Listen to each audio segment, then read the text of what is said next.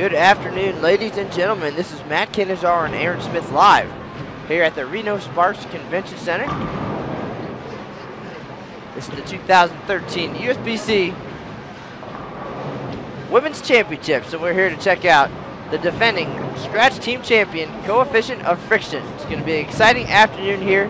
We are behind lanes 27 and 28 here in this magnificent venue. Looking forward to some high scores and an entertaining afternoon. Eric Pearson, Women's Championship Tournament Manager, is going to join us in just a minute. Practice is underway. We'll have game one of today's team event in just a few minutes. Thanks for joining us. We'll be right back.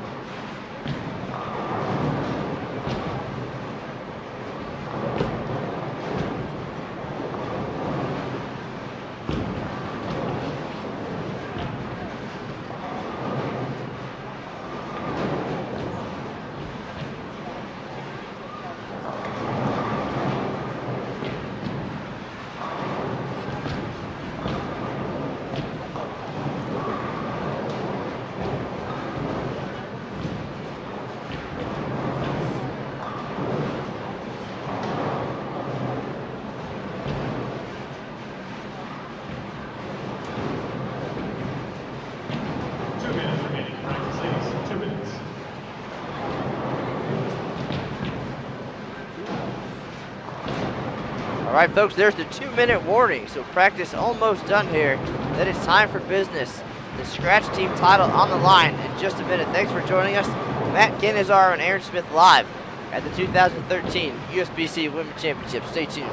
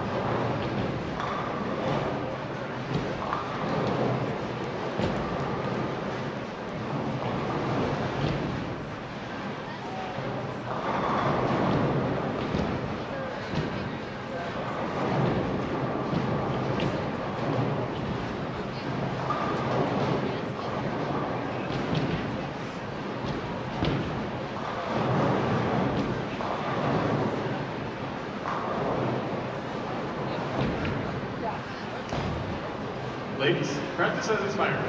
Please hold up on your practice.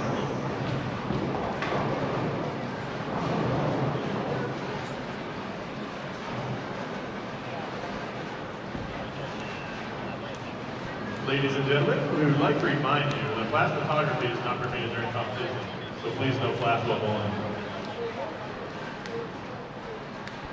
Brunswick, we are ready to begin.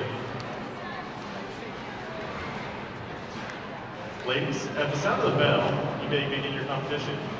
Good luck, good bowling, and have a wonderful time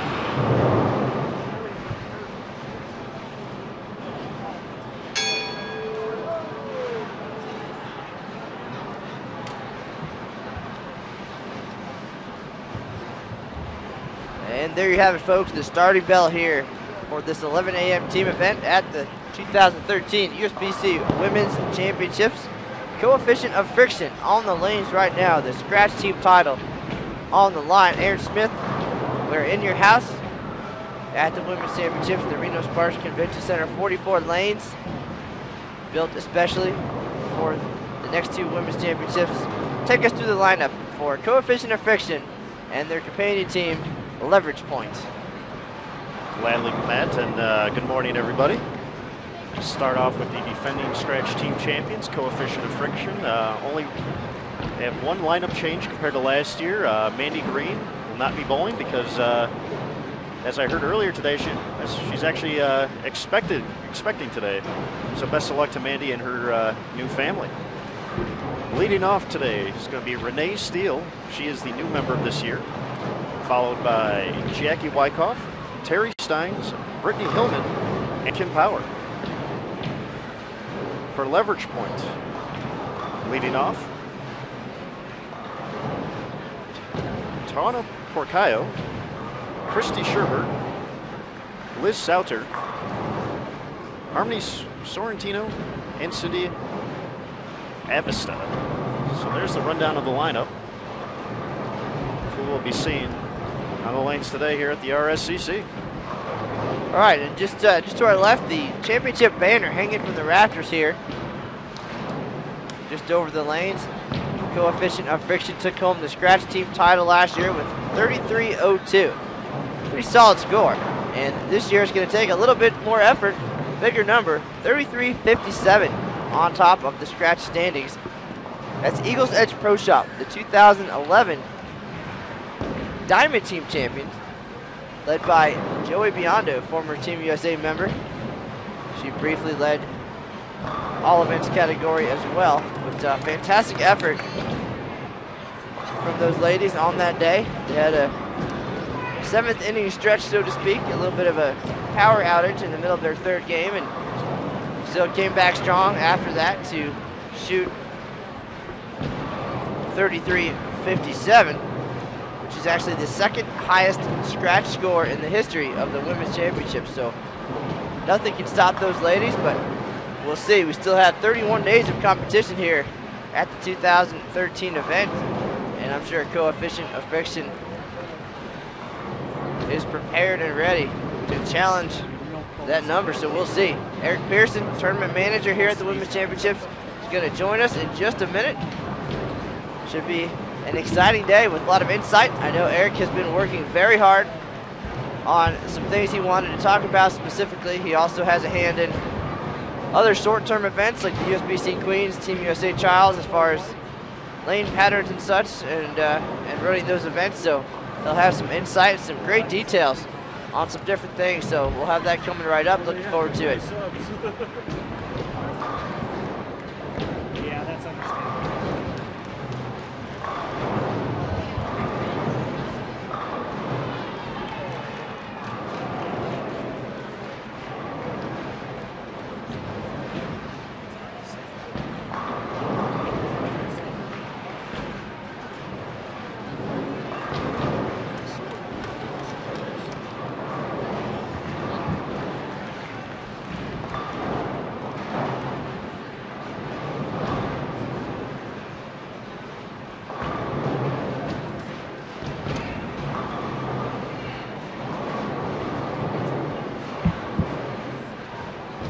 So frame one already in the books. We got the scoreboard working today, the pin shot, and of course our main camera. So everything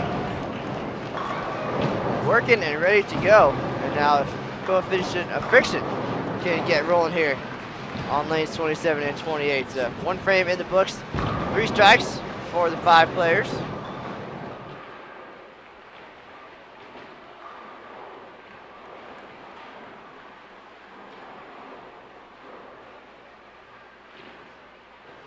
It's like Steele's ball of choice today is that gold Storm IQ Pearl. That's not really fair. That one's super recognizable, makes it real easy. Otherwise, often difficult to see what's being thrown down the lanes here. But we'll do our best, of course. Aaron Smith and Eric Pearson now joining us. I have power. You are live, sir. Welcome to the booth. Here we are. Well, 27 and 8, Reno-Sparks Convention Center, ready to go. Eric already gave our audience the rundown about all of the great insight you're going to bring to the show today, all the things you're going to talk about that we may not know that much about or haven't mentioned too much about, some shorter term events and some special things for the senior queens, the queens, and all kinds of goodies. So looking forward to having you with us today. I will try. I may not have all the details perfect, but I'll do as best I can. We'll back you up when we can, of course. So we can ask you to do your best. Once again, I'm surrounded by lefties in the booth here. Eric Pearson and Matt Pretty much every Cannizzaro. time, yeah. Every time we put the headsets on, there's a abundance of left-handers in the near vicinity of the booth. Makes me feel right at home, though. So Pretty cozy here. Good little setup. I would say we don't have to worry about the traffic flow of the bowlers coming on the bowl, or spectators, or the waitress service that we have when you're at the bowling stadium. Well, you got your own waitress service here. Anywhere. Oh, look at Matt Cannizzaro taking care of me. I don't want you to get parched while you're talking for the next 3 hours. Is that 1 whole liter of Mountain Dew? That's just enough to get you through today's broadcast. So, well, he may need more. wait. I think that'll be plenty. Well, guys, you were around last year when this team took the lead and eventually went on to win the Scratch Team title. And it's some folks that are familiar names, perhaps in California here on the West Coast, but maybe not for the rest of our bowling fans across the country a little bit. So always nice to see some new names at the top of the leaderboard. But can you talk a little bit about that day and their 33.02 score and just some of the excitement surrounding that? I'll take that if you want. Yeah, I don't have a whole lot. I could chirp in a little bit, but yeah, you following the scores and the story no more than I as the manager running around taking care of other details. I don't really see a whole lot of bowling, so this is going to be kind of new for me to actually sit here and actually maybe watch a whole game or two or even three. And we'll be looking forward to your insight. I know the other times we've had you come on, it's been a little bit later in the day, so you'll get a chance to kind of see how the lanes break down here. But last year, over at the National Bowling Stadium on the low end of the house, after Together Once Again, featuring USBC Hall of Famer Carolyn Doran Ballard and her very talented team, shot a 32.97. It was looking like that was going to stand up. That was going to be a three-peat for them at the National Bowling Stadium. But in came Coefficient of Friction after, I believe, after the U.S. Women's Open finished up, so they only had a few days left in the tournament. After starting off with games of 11.60 and 10.53, stepping up into the 10th, they were looking fairly good. Then they ran into two opens in the 10th to make it a little bit interesting, but anchor bowler Mandy Green, who is missing, and we already talked about her a little bit today. She left a 9-pin to ended up covering that. Got enough count to get them to a 33.02 total, which was 5 pins more than Together Once Again. That score was also enough to, with their handicap added on, got them to 5th in diamond. But rundown of the scores from last year, Brittany Hillman led the way with 720, followed by Mandy Green, 655, Jackie Wyckoff, 654, Terry Stein, 639, and Kimberly Power, 634. So a very, very even effort. They knew exactly what they were going for out there, and they were able to get the job done, finished it off, and only had to wait a few days to find out they claimed their first women's championships titles.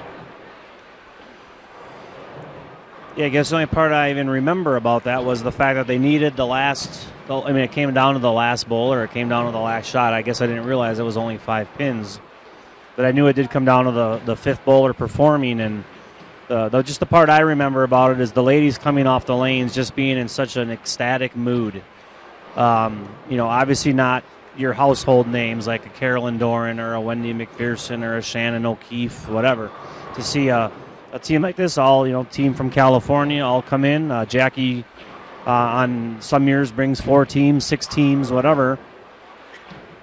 So to see that kind of a group that comes together like that, and not a team you would, you're not used to seeing the 5 names. Not that they're not all fantastic bowlers and capable of putting up a number, but to see the excitement of the fact that we're here. You come to bowl as good as you can. You're here to win titles if you can when you're at this level, and just to see what it meant to them coming off the lanes in the lead. What was the date? I don't remember how late it was. Was it? It was pretty close to the. They maybe had to wait a week at most. Okay. I want to say. Because I want to say, without having queens attached to the tournament, normally that's when you would see all your scores. That usually at the tournament here is a very hectic week because all the top-notch bowlers bowl the women's championships the one week, and then they go right into their queens practice and qualifying, and the last couple of years we don't have that, not being in the same venue. We've moved that tournament for reasons we could get into. So to kind of see the teams spread out a little different, it was definitely fresh to have some new faces, like you said, and put up a great score. A 3,300 scratch. It's not quite a sport pattern, but it is definitely challenging as well this year. And just to, like I said, to see their reaction, no different than any other major tournament when you outdistance every other team in the field and can walk away and say we accomplished what we set out to do. That's just fantastic. I had actually ran into Kim earlier in that tournament. We were watching a few other teams, including Shannon O'Keefe's very talented team. I can't remember all the teams right now, but we watched about 3 teams come within 2 or 3 pins, all of the leading score from Together Once Again. And I remember Kim, we were sitting there watching it, and she said, "We're ready to go. We're going to be talking or we're going to be taken to the lanes here in a few days after U.S. Women's Open," and they knew what they had to do, and they accomplished it, and now they got a banner. Yeah, I think, and the cool part of it, you can compare things. I think a lot of times your higher level teams here at the women's, they somewhat compare it to bowling at the Open, when you win the tournament, you get the eagle. Well, we don't have an eagle here, but it's still the title. And whether it's 11,000 teams at the Open and 7,000 of them are in the regular division, obviously there's not as many elite bowlers. At the women's tournament here, we might have only had 260 teams in the upper divisions. But the fact that they still beat all those top-notch teams, and then overall, I mean, if you really want to look at it, they beat 5,600 other teams because they had the scratch score. It wasn't the diamond division. It didn't have handicap added in. It was the scratch score. They look at that, and it is a major accomplishment. I don't care how many other teams. You're all here shooting for that top spot, whether there's 7,000 teams or 400 teams. That's what you're setting out to do, and you're competing against the best of the best when you're here. And I think that's why for them walking off the lanes, it was so rewarding to know that they put their name up there with other top-notch teams that have walked away. They'll be able to say forever they've won a national championship. They're very proud of it. You can just tell they were very proud of what they did when they walked off the lanes last year.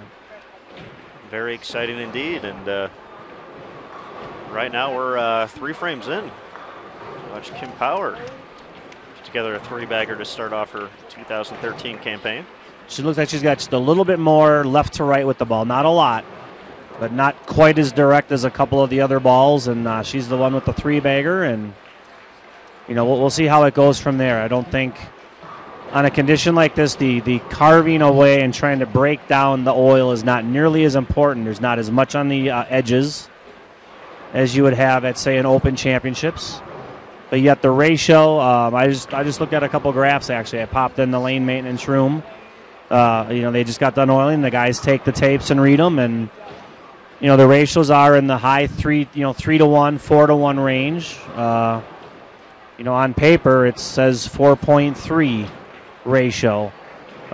Easily falls within the blue range of USBC patterns. So not quite sport, but yet, for all intents and purposes, it's just barely a notch different than sport. You don't have as much on the outside, but guess what? You don't have as much in the middle either. And it's a little bit lower volume here. And so definitely challenging. You don't have to break them down. The goal shouldn't be to just carve away at it quite as much. There's plenty of friction. But you see on that shot, Jackie got it right immediately, and it went sailing down the lane. So there's definitely some juice out there. And it looks like Kim's a little deeper in the lane, definitely a little more hook. Get the break point a little bit closer to the pocket. And we'll see what happens here if they're going to try and, they might be trying to play a game plan of breaking them down like at the Open. So not a bad idea, but maybe not quite as necessary here as it is there. Well, Eric, I believe Kim said that they practiced a little bit last night. I'm not sure if that was probably over at the showcase lanes. If they were taking advantage of that opportunity, of course, going over to the National Bowling Stadium and going downstairs on the ground floor, 10 brand new 900 Global Showcase lanes, and a great opportunity to spend an hour on the lane condition they'll be facing here at the Women's Championships. Any team can do it. Just $100, so you can get you and up to 9 of your friends out there for the hour. You can test your game plan, your strategy, how things are going to break down. And I would imagine it's actually pretty close. You have the fire oil over there and the same machine and a brand new lane surface just like here. So it couldn't be more similar. You couldn't have a better chance to duplicate the conditions that you'll see. Of course, it's a little different when the lights come on. You're on the big stages, the high ceilings, but certainly taking advantage of that chance. And Aaron, you had a chance to talk to Kim a little bit about their strategy and what they did coming in to prepare. What do you have to say? Pretty basic game plan, nothing too crazy. Kind of working the outside part of the lane, looking in that 7, 8, 9 area. Pretty similar to what we hear a lot of folks doing at the Open this year. But Eric, you were kind of talking about, maybe not necessarily needing to work together as much as a team as you may on the ice oil over at the Open. We've seen a lot of high scores in game number 1 in our few live streams here at the RSCC, and then we see kind of the drop-off after that. Can you offer a little insight on that and why you think that might be the case? Yeah, I'm wondering. I mean, I said earlier, I don't watch a ton of bowling, but talking to a few people and just watching a little bit or listening to staff. I'm just wondering if being the women's tournament here, just that little bit of added friction of the lanes being fresh, the back end's clean, just that little bit of extra pop on the ball gives you that little bit bigger pocket. The ball recovers a little bit more. Even though the oil's fresh, like I said, there should be plenty of friction out there. It's not real super high volume. Like this should make it back. And it does. So maybe it's just the fact that the back ends are fresh. Well, then you kind of get into the whole argument of, does the oil carry down and make the pattern feel longer? Or as the oil's carrying down, is it burning up in the front, so now your ball's actually seeing more friction earlier, so you don't see the snap on the back end? Well, we've definitely seen that in some of our earlier broadcasts, too. As the day progresses, whether it's one lane or both lanes, all of a sudden you're seeing some buckets, and some very light hits, some washouts and things, and the ball not quite facing up to the pocket. And then that's something that you obviously have to figure out. Like you said, is it because it's burning up early or because the oil is carrying down? You have to make your decisions at that point. We'll see a lot of teams start with a little bit of surface, perhaps, break them down a little bit, create a little bit of room to the right. Maybe not as drastically as they would on a sport pattern at the Open Championships, but a similar strategy, and then it's who can hang on. We saw some teams start off really strong. Carolyn, Doran Ballard, for example, they had a huge start. 1160, I believe, was the number. And then they kind of faded as the night progressed and struggled a little bit with that transition. And, of course, that is the goal, aside from working together as a team and helping each other out, communicating. You have to be the guys, the team that puts it all together. It's a sprint, but it's a 3-game sprint.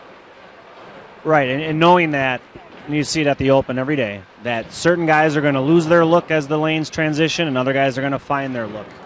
And then almost just as quick as you find it and lose it, it goes the other way around. It's a never-ending battle with the way the bowling balls transition the lane. I think with some of the newer oils, it's better. It's slowing down that process. Being as analytical as I am about it, is I would really read into it. So let's say Carolyn's team started great. Well, what type of bowlers did she have on her team? And when the lanes did transition, based on who bowled better, to me that would then dictate how the lanes broke down. For instance, in the third game, did Carolyn struggle, but Tammy Turner whacked them and shot 240? Because then I would lead me to believe that, yes, the right move was to go left and find fresher oil and boom it to the dried out track area. Well, that's not Carolyn's A game compared to, say, Tammy's A game. Well, and that's why if it was the other way around and Tammy struggled and Carolyn bowled good, well, then I would believe staying to the right and shelling down or doing something to keep your angles more in the track area would have been the right move. Well, that's where the team effort comes into play a little bit. I mean, you have varying styles, like that on that team. So Carolyn and Kathy and they can play further right. They can ball down, like you said, and stay in that area, where somebody like Tammy Turner can certainly get left and boom it and use the area to her advantage. So, maybe that's part of your strategy, and you kind of rely on part of the group early, and then it helps the rest of the group later. We saw that also at the Open Championships with Jeff Carter, Chris Johnson. They had Stephanie Nation playing to the right, with a little bit of surface, and that's her A game, is to play straighter, and she did it, and for 2 games she had a fantastic look, and then she kind of lost it. She got lost in the transition. She couldn't really stay right, but she didn't have the hand or the ball roll to move left too much, so she struggled in game 3, whereas the rest of the group was able to get way left and had tons of room to the right that she helped create. So they finished strong, and they just kind of flip-flopped. She struggled at the end, and they all picked it up, and that's how it worked, and it was a fantastic strategy for those guys. Exactly, and then when you see that, it's hard as the bowler to see all that, not just this transition of the lane, but the transition of what you need to do to keep up with it. It's tough to say I'm going to roll up the back of the ball and play straight up 7 with 1,000 grit, and then 12 frames from now I'm going to be 3 and 2 to the left, throwing a weaker ball and getting around it a little bit, and by the end of the day I'm going to be playing 17 and totally getting around the ball. I mean, you're talking different releases, different equipment changes. Most people just don't do that. number one, they don't have it in their ability to have that much versatility, and second of all, being able to recognize it, and then third of all, having the guts to say, I need to do it. It's really hard to make transitions when you got hundreds of dollars down on brackets, and you don't want to make a move and wash out. If you're 9 sparing or 8 sparing, it's tough to make a move to where you think you might end up hurting the team. Well, sometimes you have to be brave. We talk about that a lot. We see a lot of different styles and different broadcasts, and there's a moment at the Open Championships, and we've talked about it all year. At the end of the game, second game of doubles, where things start to change and it goes away quick, and then you have to decide. Is this a time where you're going to stay where you are and try to grind it out, or do you make a big move? Do you get brave, and do you go for the win? And either that move pays off immensely, or you fall on your face and you learn something. And hopefully from a bowler standpoint that transition just happens naturally and you don't have to make a wild guess. You just make the moves you think you need to make.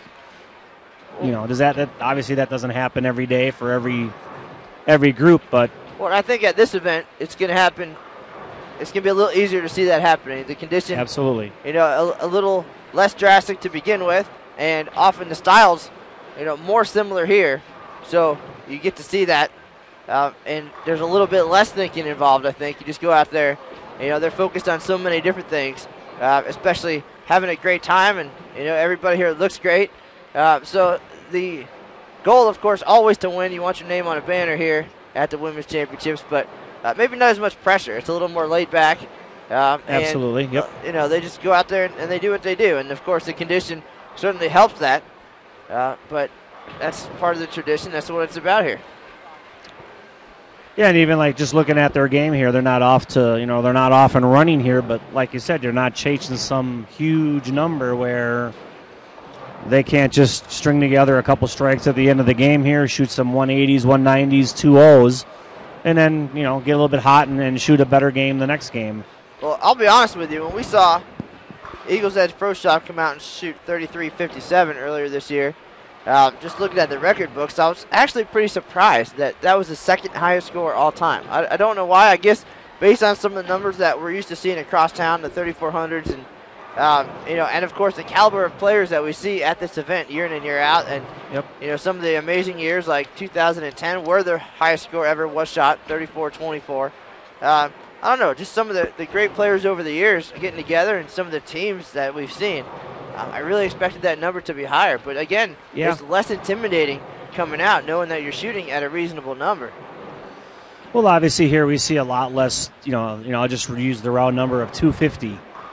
At the Open, you see lots of 250s. Here, there's not very many 240, 250, 260 games. You see, more than our share of 2 teens, 220s. But if you're not seeing a lot of 240s and 250s over the board, well, then obviously you're not seeing a bunch of them just from one team.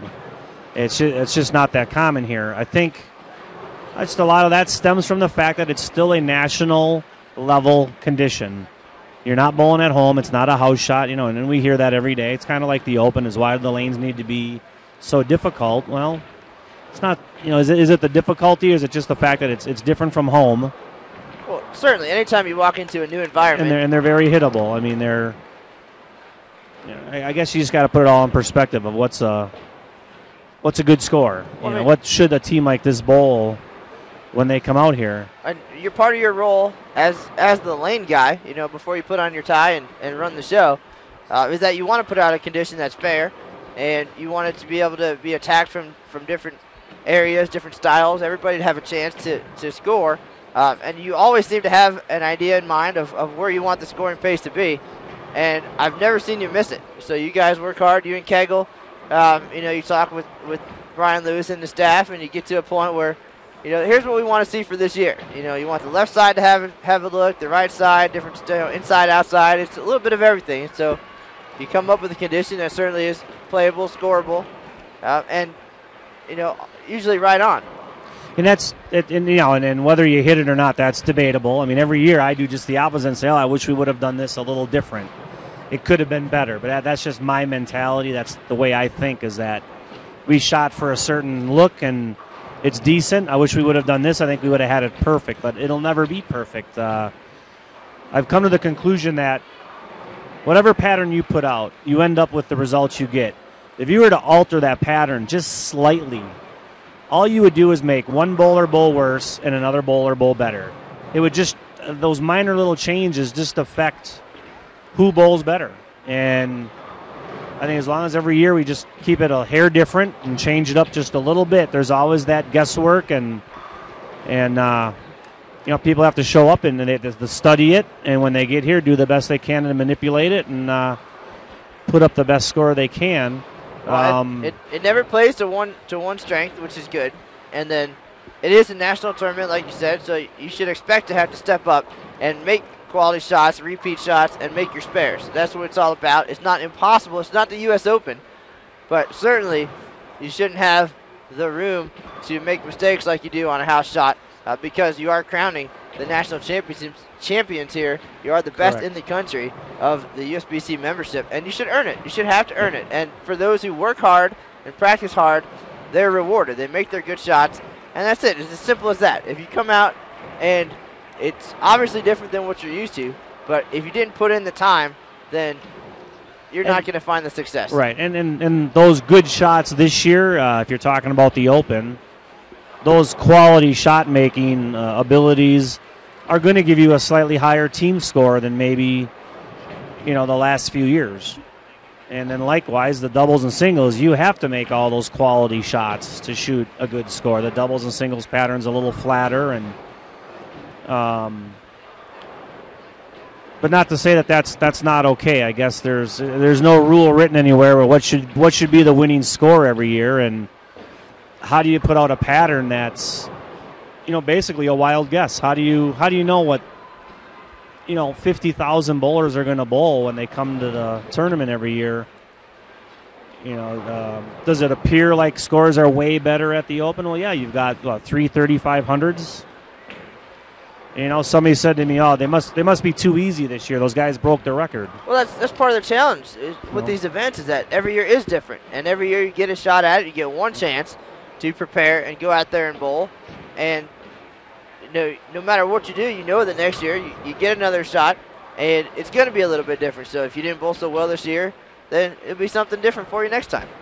And I guess one of my big things is with the pattern and the score ability and pace of it all.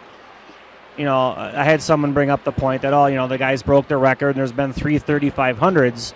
They must be a lot easier this year. I said, well, how easy were they the year the guy shot the original record? They shot 35, 36? 35, 37 back in 1993. What was the next highest score that year?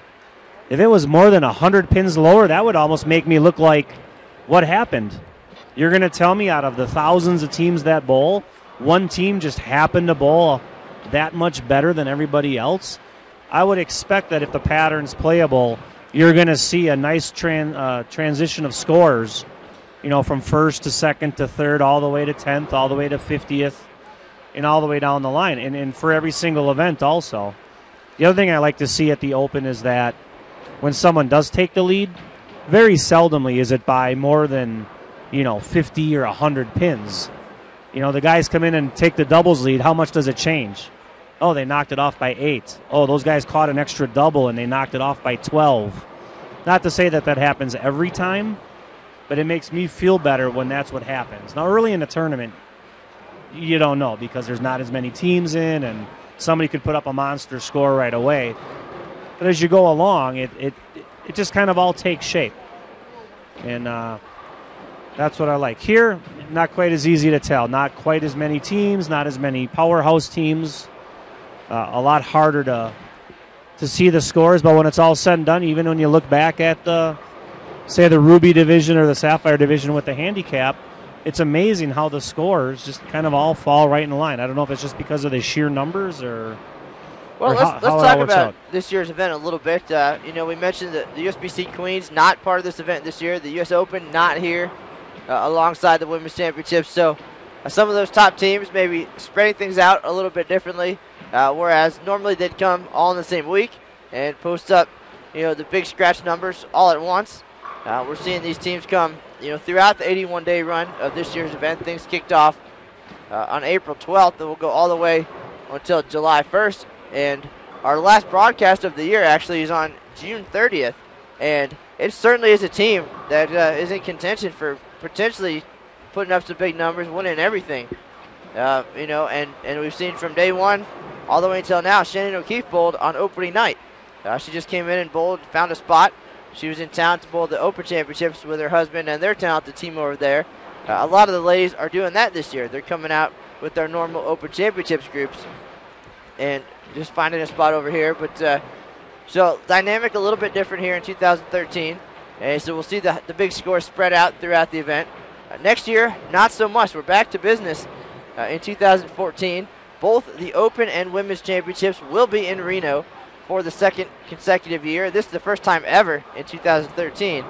But that opportunity then gives these women the chance to put together a team, perhaps, to contend at both events. We saw Deandra Asbady do that just last week, put together a team of talented collegiate players and former collegiate players where they're able to bowl both tournaments in one day or one trip.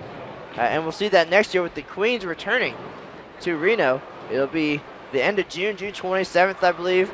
It's about the time that kicks off next year. So all of those teams, the top teams in this event, like Coefficient of Friction, Eagles Edge Pro Shop, will all be here possibly the last week of June, planning on bowling both events with their talented teams. So we'll see a different swing of the scores in 2014. But certainly talk a little bit about the thoughts about having those events separately this year and then bringing them back in 2014. All right, Eric pulled away for his managerial duties here. That's right, the show must go on. So we'll get back to that question in just a minute. And we'll turn our attention to Coefficient of Friction. We're in the 7th frame. And some holes on the board, not a whole lot of strikes. Kim Power with 4 out of the first 6. And again, the number they're chasing here, 33.57. So that's a big number on the scratch side. But don't forget, the format of this event is that there are 3 handicap divisions, Diamond, Ruby, and Sapphire, all average based. And this team also competing in the Diamond division.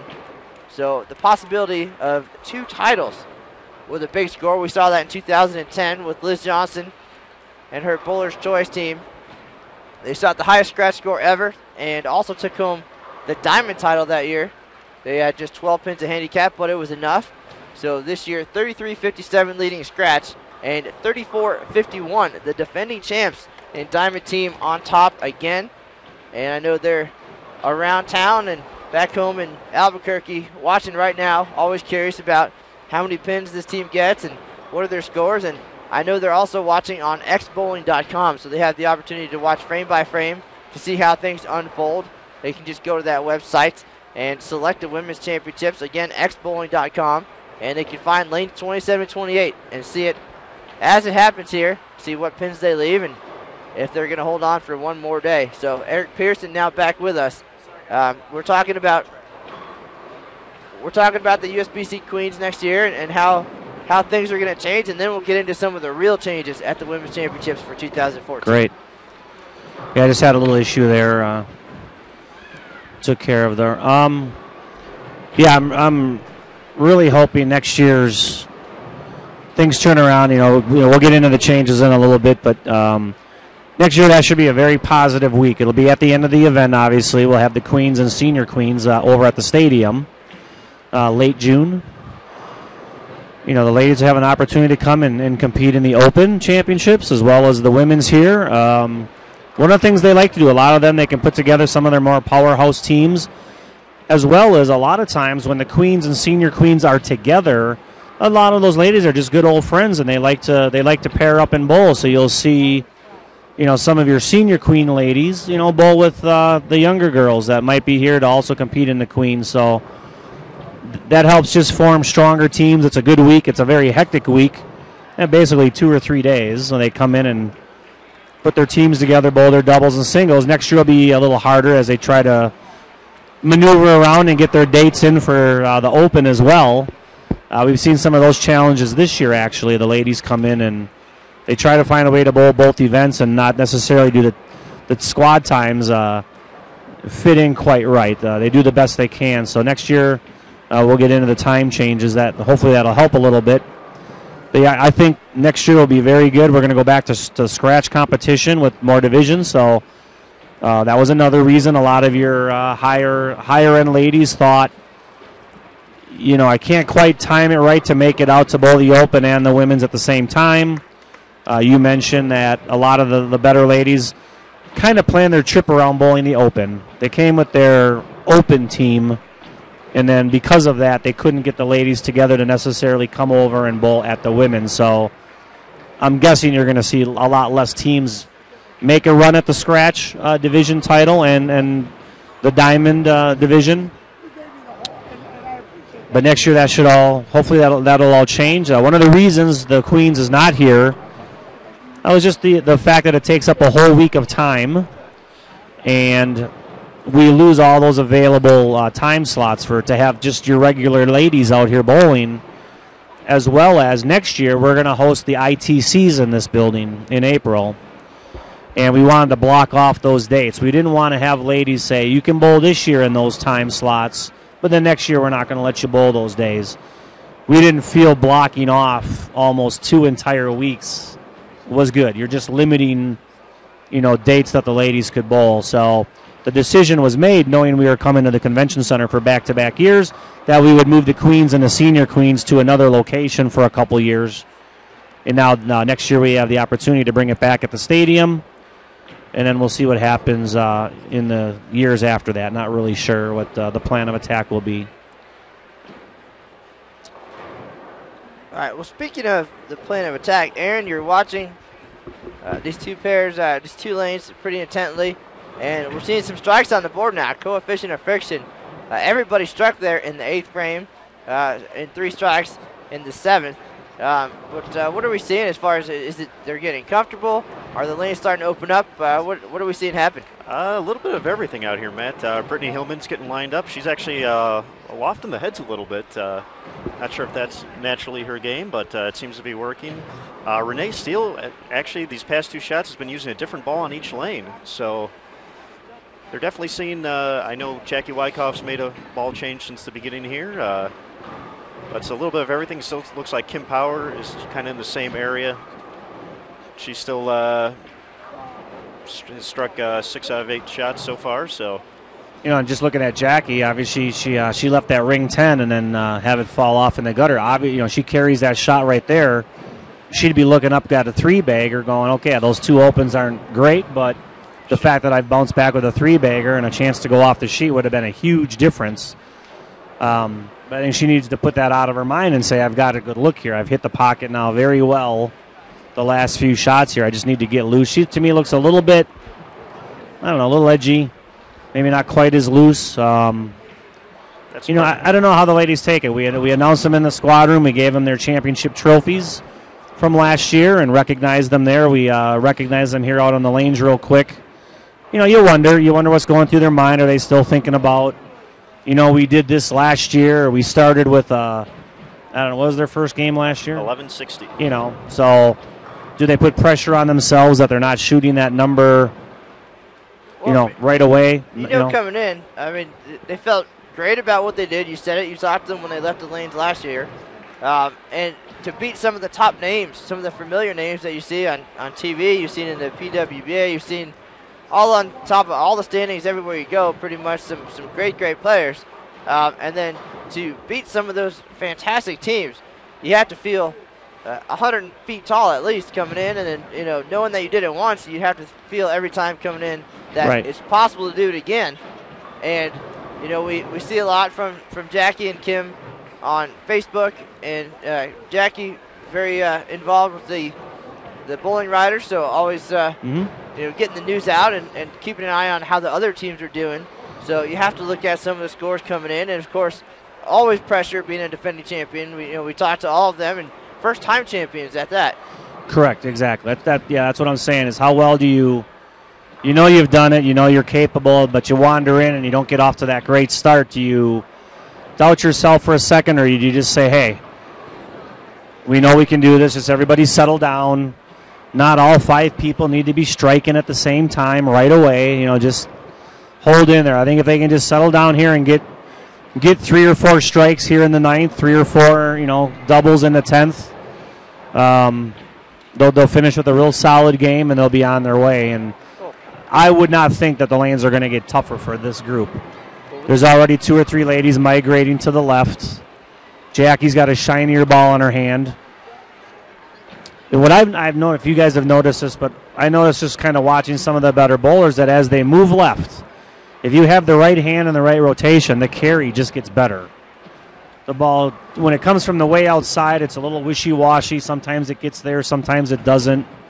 But once you break them down a little bit and you move inside, and you definitely have that, I wouldn't say hold area, but you have that line that gets your ball to that break point that's going to make the ball turn over and carry. The women, to me, they carry better when the ball doesn't have to cross a lot of boards because they don't have the rev rates and the ball speed. So when they migrate that little bit to the left and they see that ball turn over and hook those, that proved me wrong right there. I thought that was a great shot. They get a little bit inside, they give it that little bit of room to the right, and it gets to the rangefinder and snaps back. It's been phenomenal. But now I'm talking about watching Alicia Current and Lindsay the last week, and I didn't get a chance to watch Deandra at all, but I would assume she was in there probably between, minimum, 13, 14, 15, and maybe deeper as the day went on. Deandra ended up having a huge double set, shooting 769 as well, so. There's another open, though, with no doubles. That's going to be a rough one there. We'll room for 160? 160, yep. Yeah, so she's going to need a double. She needs to get high 150s here. For those of you just joining us at home, this is Matt Canizaro, Aaron Smith, and Eric Pearson live at the 2013 USBC Women's Championships. We're here for the 11 a.m. team event, watching Coefficient of Friction, the defending Scratch Team Champion, try to repeat here on the championship lanes. Right now, game number 1 coming to a close. We're in the 9th frame. The number they're shooting at on the Scratch side, 33.57. And if they're going to take home a Diamond Team title, which is the highest handicap division here at the Women's Championships this year, 34.51 the number, and not sure how many pins they get, but we'll have all those calculations for you as the day progresses. So here's a pet peeve of mine. I just wondering how you guys, I don't know, maybe I'm superstitious. So you're the top bowler and you got a string of strikes going, and the arrow's on your name and the 5th bowler. Do you let the 5th bowler bowl first, or do you say, I'm bowling good, I want to get up and keep my rhythm? Or do you say, as a team, I'm going to let the anchor bowler bowl first and then I'll go? Personally, for me, it depends on who my anchor is. I know back home on Tuesday nights, it really bothered the guy who I bowled with if I went before him, so I always made a point not to. Unless he was bothering me that day, then I would do it every time. But well, Eric, I don't want to call you out here, but I believe at one point in time, at least at the Open, there was a rule that said that the 5th bowler actually had to throw the first shot at least before the leadoff bowler could step up. And the horse racing rule, I believe, is what they called that. Bowling unopposed. Bowling unopposed only. That's, as far as I know the rule, bowling unopposed. Yeah, when you're bowling with 2 teams, the arrows are up, it's your turn to bowl. Well, I know either way that certainly went away at the Open, so I believe in general, but I think just out of courtesy, at least for me, just let your team finish, give him his congratulations, and then take your shot. That's where I'm at. I'm weird that way. If it's, if I'm not bowling that well, first of all, I'm the leadoff bowler. I'm going to take my time. I'm not even going to get up to the ball return until he throws his first ball, but I'm the kind of guy that likes to see the arrows by the corresponding bowlers, like 1 and 1, or even on the pair next to them, bowler 4, bowler 3. I don't like to have it to where the one team is on the 3rd or 4th bowler and the other team's still on the leadoff bowler. So I usually don't jump the gun. If I'm the leadoff bowler, I usually wait. Well, leadoff bowler for just a quirky thing here. Renee 217. 217, pretty good start. And something interesting that we talked to Eagles Edge Pro Shop about, that's Joey Biondo, current scratch leader, 33.57. With the new format coming next year, whatever team wins here in 2013, at least for the immediate future, will be the very last champion of the traditional 5-player format. So to say that you are the last 5-player team to win at the Women's Championships, that's got to be a pretty neat feeling. I know they were excited for that reason as well in taking the lead, and perhaps something here that Coefficient of Friction is thinking about too. Next year, 4-player teams for the first time in history. 94 years already going to be in the books. Trying out something new. Cities and states have already gone to that. Makes it a little bit easier to pair up for doubles and travel perhaps and stay in hotel rooms. So we'll see how, of course, that is received. Yep. But whatever teams win here is it for 5-player teams. It's kind of strange. I mean, I thought about that when the decision was being thought over and looking at the positives and negatives. And like, you're basically taking not quite 100 years. We're getting close, but almost 100 years of competition, and you're basically saying we're going to write the record books and we're going to close them. We're going to have to start all over for at least the team event. Would that make ladies come out and put up their last chance? Bring the best team you could to put up the highest 5-person score, because could have had a big reward for that. There may never, may never have the chance. I'm not saying we'd never go back. One of the things that we've learned here at the women's is they've tried to enhance the event over the last few years. I've only been with the tournament since '09, and a lot of the changes that were implemented there were all decided on, years before I even came in. And some of those changes being, going to handicap for the first time in 2010. Yep, going to a convention center. Some of the cities were already chosen. But to say we're going to try this to try to improve the tournament, and then if we find that things aren't working, well, then we'll try something else. I think a lot of the people might have had the mindset that, well, it wasn't broken. Why did you try and fix it? Well, I wouldn't say that nothing was broken, but if you look at the tournament overall and you look at the longevity of it and you look at it 10 or 15 years from now, we need new bowlers. We need younger bowlers. We need more league bowlers that don't bowl tournaments to come in and get into to join the tournament. So we've tried to come up with what we thought were good ideas to help enhance the event for the long term. Well, over the course of 4 or 5 years, if you don't really see any of that happening, well, then maybe those weren't exactly the right moves, or it was a good idea, but you need to tweak it a little bit. And I think that's the process we're going through right now. And just the fact that things are different, sometimes change is difficult, and maybe for the majority of our customers, they don't understand, why are you doing that? Well, Eric, you bring up some good points, too, and going to the different divisions in 2010 and the handicap, giving some of the lower average players the feeling that they can compete. They can be here, something for everybody. But, your other point is that even after 94 years, we're still looking at a work in progress. Always looking to upgrade and stick with the latest technology and make the event the best it can be. But at the same time, some folks are at home worried that the Women's Championships might be going away. Struggling a little bit with entries this year, but we're committed. This event is going on. We've got the host cities. Let's talk about that. Next year, of course, we're back here at the Reno-Sparks Convention Center, then over at the one-of-a-kind National Bowling Stadium in 2015. But then it gets really exciting. There's some great opportunities and some great venues coming up. Can you talk about what we're expecting in the few years after that? Yep, obviously, you brought on the first major change was going to 4-person teams. That's a decision that's been made, all based on, basically team captains' feedback over the last quite a few years, surveys and feedback, and the majority of the teams wanted 4-person. We see it as a better option, so that decision was made. We'll go that direction. Very positive to the majority of our teams. The new cities, then, to me, is the second positive, and that's had a bunch of cities come in and bid on the tournament, not only the women's but the open. We've had numerous cities come in and put on presentations, and we have 3 new cities to go to down the road, as well as the huge deal of bad break for Britain. It could have went. Would have been nice to get that one. The Las Vegas deal. Yeah, let's talk about that for a minute. Big changes, things coming up in Las Vegas for the Women's Championship starting in 2016. But USBC, South Point Casino, Las Vegas Events, and the LSCVA, or LVS, the Las Vegas Convention and Visitors Authority, have all come together, and there's going to be a $30 million bowling arena as part of the South Point property. It'll be a bigger tournament, exciting version of their current bowling center, and kind of modeled after the venue that we have here, the Open Championships, the National Bowling Stadium, to a point, but unique in its own way. And a long-term deal will bring the Open and Women's Championships there many years over the next 15 years. And, of course, many other USBC events as well. We'll have all those schedules out later.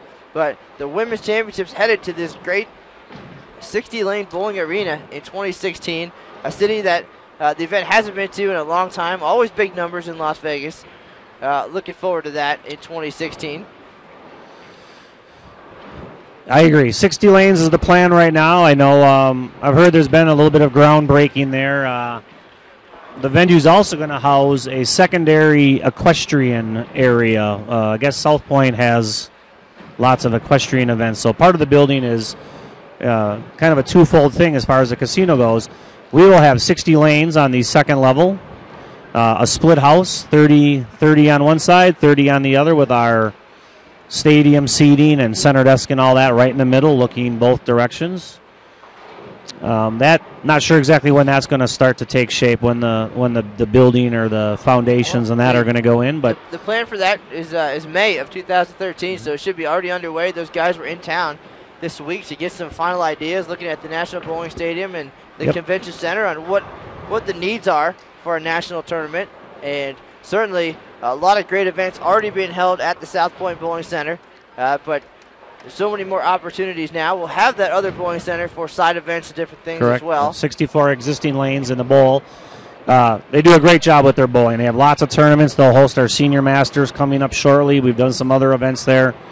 The ladies have always asked, hey, when are we going to get a chance to go back to Vegas? I guess we never really thought that it would be the way we're doing it. We just always figured it'd be in a bowling center, or it would be in a convention center like we did for the Open at Cashman. I think the last time we were there was... the Open was there in 2009. The women was 83 was one for sure.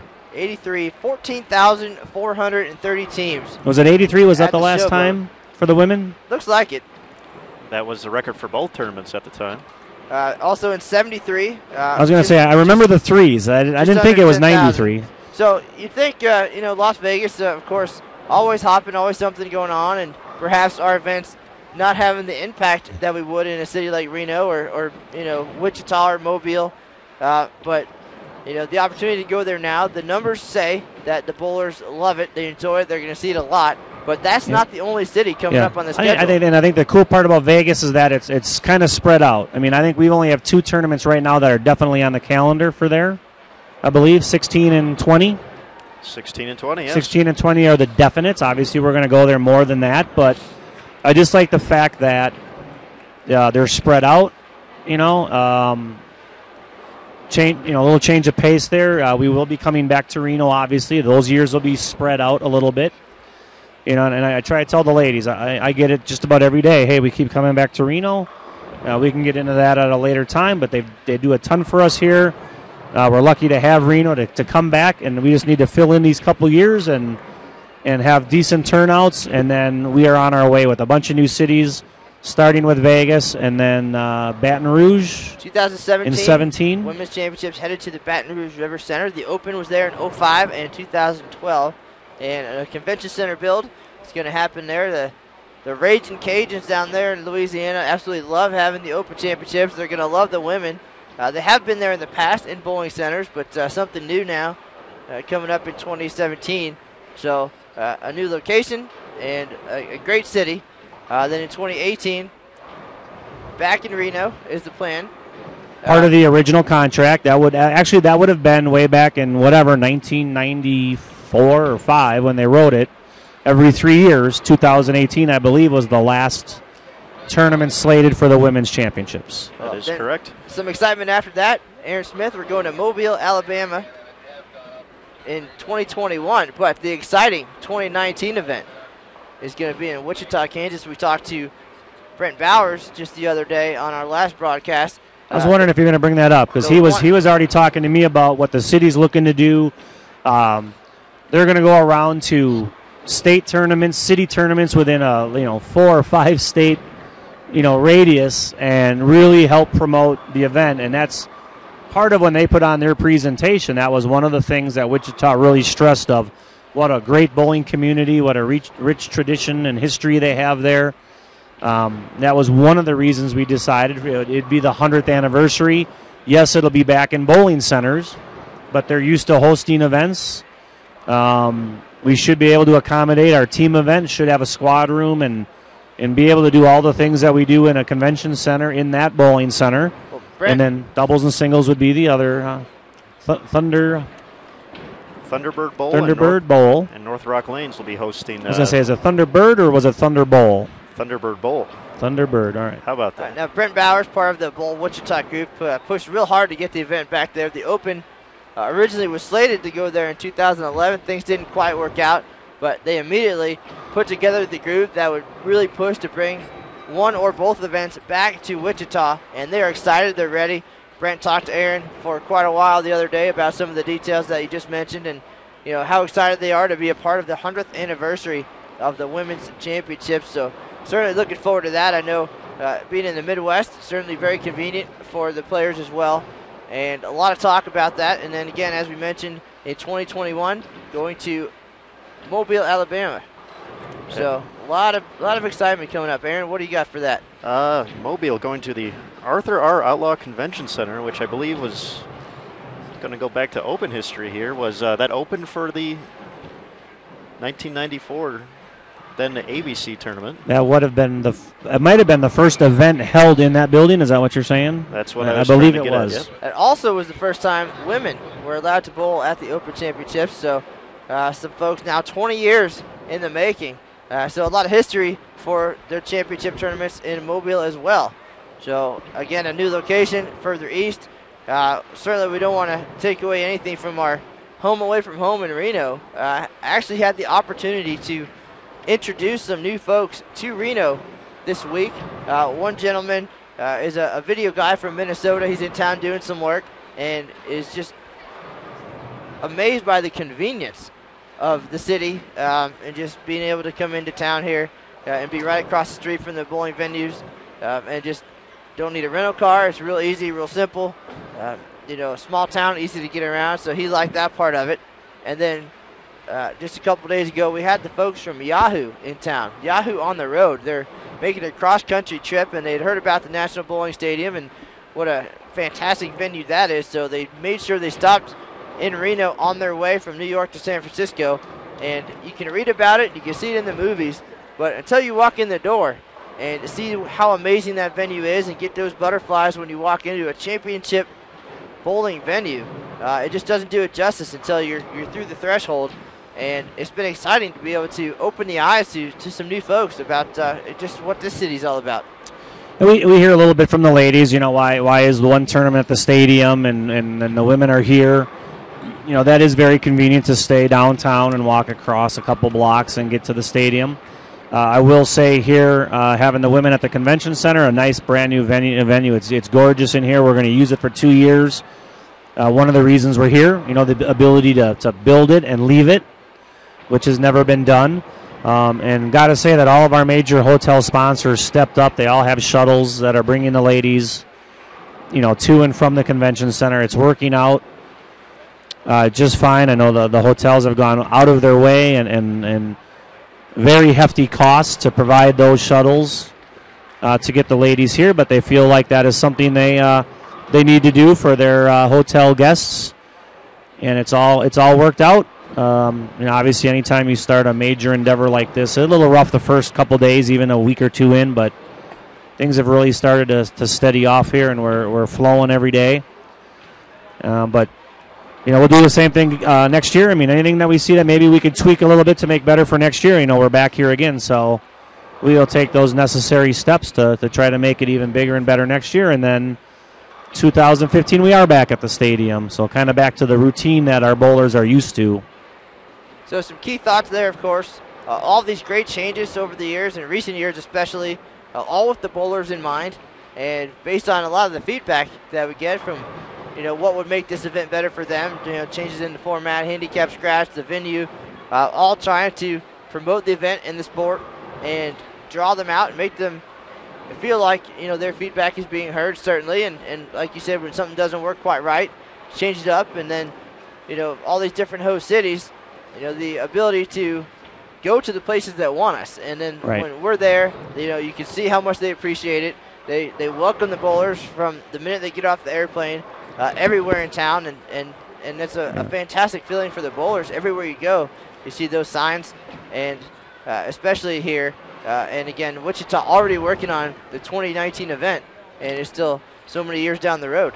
And we get the question a lot. It seems like, why don't we go to the East Coast more often? Well, we were just in Syracuse 2 years ago. We were on the East Coast. It didn't necessarily increase entries. We were in a brand new city that the ladies had never been to the year before in El Paso. We didn't necessarily increase entries. So the Reno thing, they stepped up for the 2 years to be in this building, and obviously the original contract was the every 3 years. So that's one of the that's the reason we're here. But when I hear how come we never go to the East Coast, it's I wouldn't call Baton Rouge the East Coast, but at least it's on that side of the Mississippi. Is that close? Pretty close. Wichita, definitely a nice Midwest city that people will be able to drive to from different parts of the country, and Mobile, Alabama down the road. It's not like they're all right around the corner, but you throw in a couple Vegas years, you throw in a year or two of the bowling stadium that we have to continue to honor our contracts with Reno. It's a great lineup, and it's easy to sell, it's easy to talk about, and hopefully the ladies just start to recognize it and say, hey, the future looks really good. And get some of our ladies that either, keep coming, that are coming, and maybe some that we've lost over the last few years. A little bit easier to put a team together. You don't need 5. The competition's going to be a little bit tighter with more divisions of scratch. We're going to add a 4th division for team event. And then for doubles and singles, we felt to keep a scratch competition a little bit tighter, we created 2 more divisions so that the average range between the high and low of those divisions was only about a 14-pin difference. So it's a little bit even narrower than it was under the old format. Back when the women's had 4 divisions years and years ago, then they went to 5, and we're actually going to go to 6. So we really feel like that's going to level the playing field. A lot of people look at, well, that doesn't fit my scenario. I don't like that concept. Well, we have to look at it from a very broad range. What's best for the event? What's best for the event's future? And I think all the things we're doing have been asked for by the bowlers, and they're all positive, and they're all going to help improve the event. All right, so a lot of great changes coming here at the Women's Championships, and you can find out all about that on bowl.com. You can register for next year's event already. Just go to the Women's Championships page, go to register now, and get your team signed up. 4-player teams, $560 is all it will cost you. So check that out to go there. Sign up right now, online, very convenient. But right now we'll turn our attention from the future to the present, and we'll talk a little bit of science here, coefficient of friction. Aaron Smith, we have 1 game in the books, game 2 underway. What's the rundown of the scores in game number 1 on the way to that 962 scratch total? All right, Matt, Renee Steele starting off game number 3 here with a 3-bagger. Ended with 217, followed by Jackie Wyckoff, 156. Terry Steins, 148. Brittany Hillman opened the 10th frame for 225, and Kim Power 216 to get to that score. For leverage point, their crossing team, they finished with 832. Struggled a little bit in the opener. Tauna Porcayo, 197. She's also got the first 3, so both leadoff bowlers starting off strong here. Christy Sherbert, 173. Liz Souter, 137. Harmony Sorrentino, 140. And Cindy Abasta, 185. So that's a rundown of game number 1 here. To start off in game number 2, actually all 3 of those opens in the first were single pin misses. Then Brittany Hillman caught a bad break with a pocket 710 in the second. So that's what we're looking at right now. Yeah. Well, thank you for that rundown, and a big number they're chasing here. Last year they shot 33.02 to take home the scratch title. Coefficient of friction struggling here early. 962, 33.57, the number on top. So a big swing, a 200 pin swing in their opening game from last year to this year. Last year 1160, cruising to the title. Now they have a little bit of work to do as they progress here. Things looking up here in frame number 3, 3 for 3, as Brittany Hillman steps up on the right lane trying to keep them perfect. But it's going to take a whole lot of strikes as they're going to catch Eagles Edge Pro Shop. Even looks like she's moved in just a hair from where we saw it the first game. Yeah, I mean, they're just not doing themselves any favors here early. Even the first game, they had quite a few open frames, even single pin misses, which tells me one thing: they are getting into the pocket. I've seen a lot of 10 pins, handful of light 7s. Balls that could carry. You see a lot of that at the stadium also. Patterns are completely different, but the reaction or the pin carry very similar. That when you just don't quite get the ball to face up to the pocket right, you leave that flat corner pin, as we just saw. Or it's just a little bit different angle, and you get the 10 out, but the 5 doesn't go into the 7. And you still kind of have that same look of, well, they got there, and I got 9. I really don't want to move off of that. I'm not sure if it's a speed thing or... Well, we've seen that a lot in all of our broadcasts here at the RSCC, that getting to the pocket really hasn't been much of the issue, but being able to carry on a consistent basis has been the biggest challenge. Obviously, at our last broadcast, Lindsey Boomershine had the front 7 before back-to-back pocket 710s, which could have easily swung the doubles lead right now. So, and then to start off the next game, front 5, and then just could not carry to. But she made a bunch of great shots, and that's been the ongoing theme from our. Well, right now, I mean, I think they got a good frame up there. Let's forget about the handful of opens there, and if 3 or 4 of these ladies can set up a double here in the fourth frame and just loosen up and get on their way to maybe they put up a room for like a 1080 game yet. You don't know, but right now they gotta get something going here. And I'm just not quite sure all 5 of them feel like their line to the pocket is very forgiving. I think they feel like the ball is going to get there if they throw it just right, and that doesn't necessarily mean you're going to get all 10 down. And then if I don't throw it just right, I might still wash out, or haven't really seen too many balls go high. Can't say I'm watching super duper close here as I'm talking with Matt, but most of the misses have been light so far.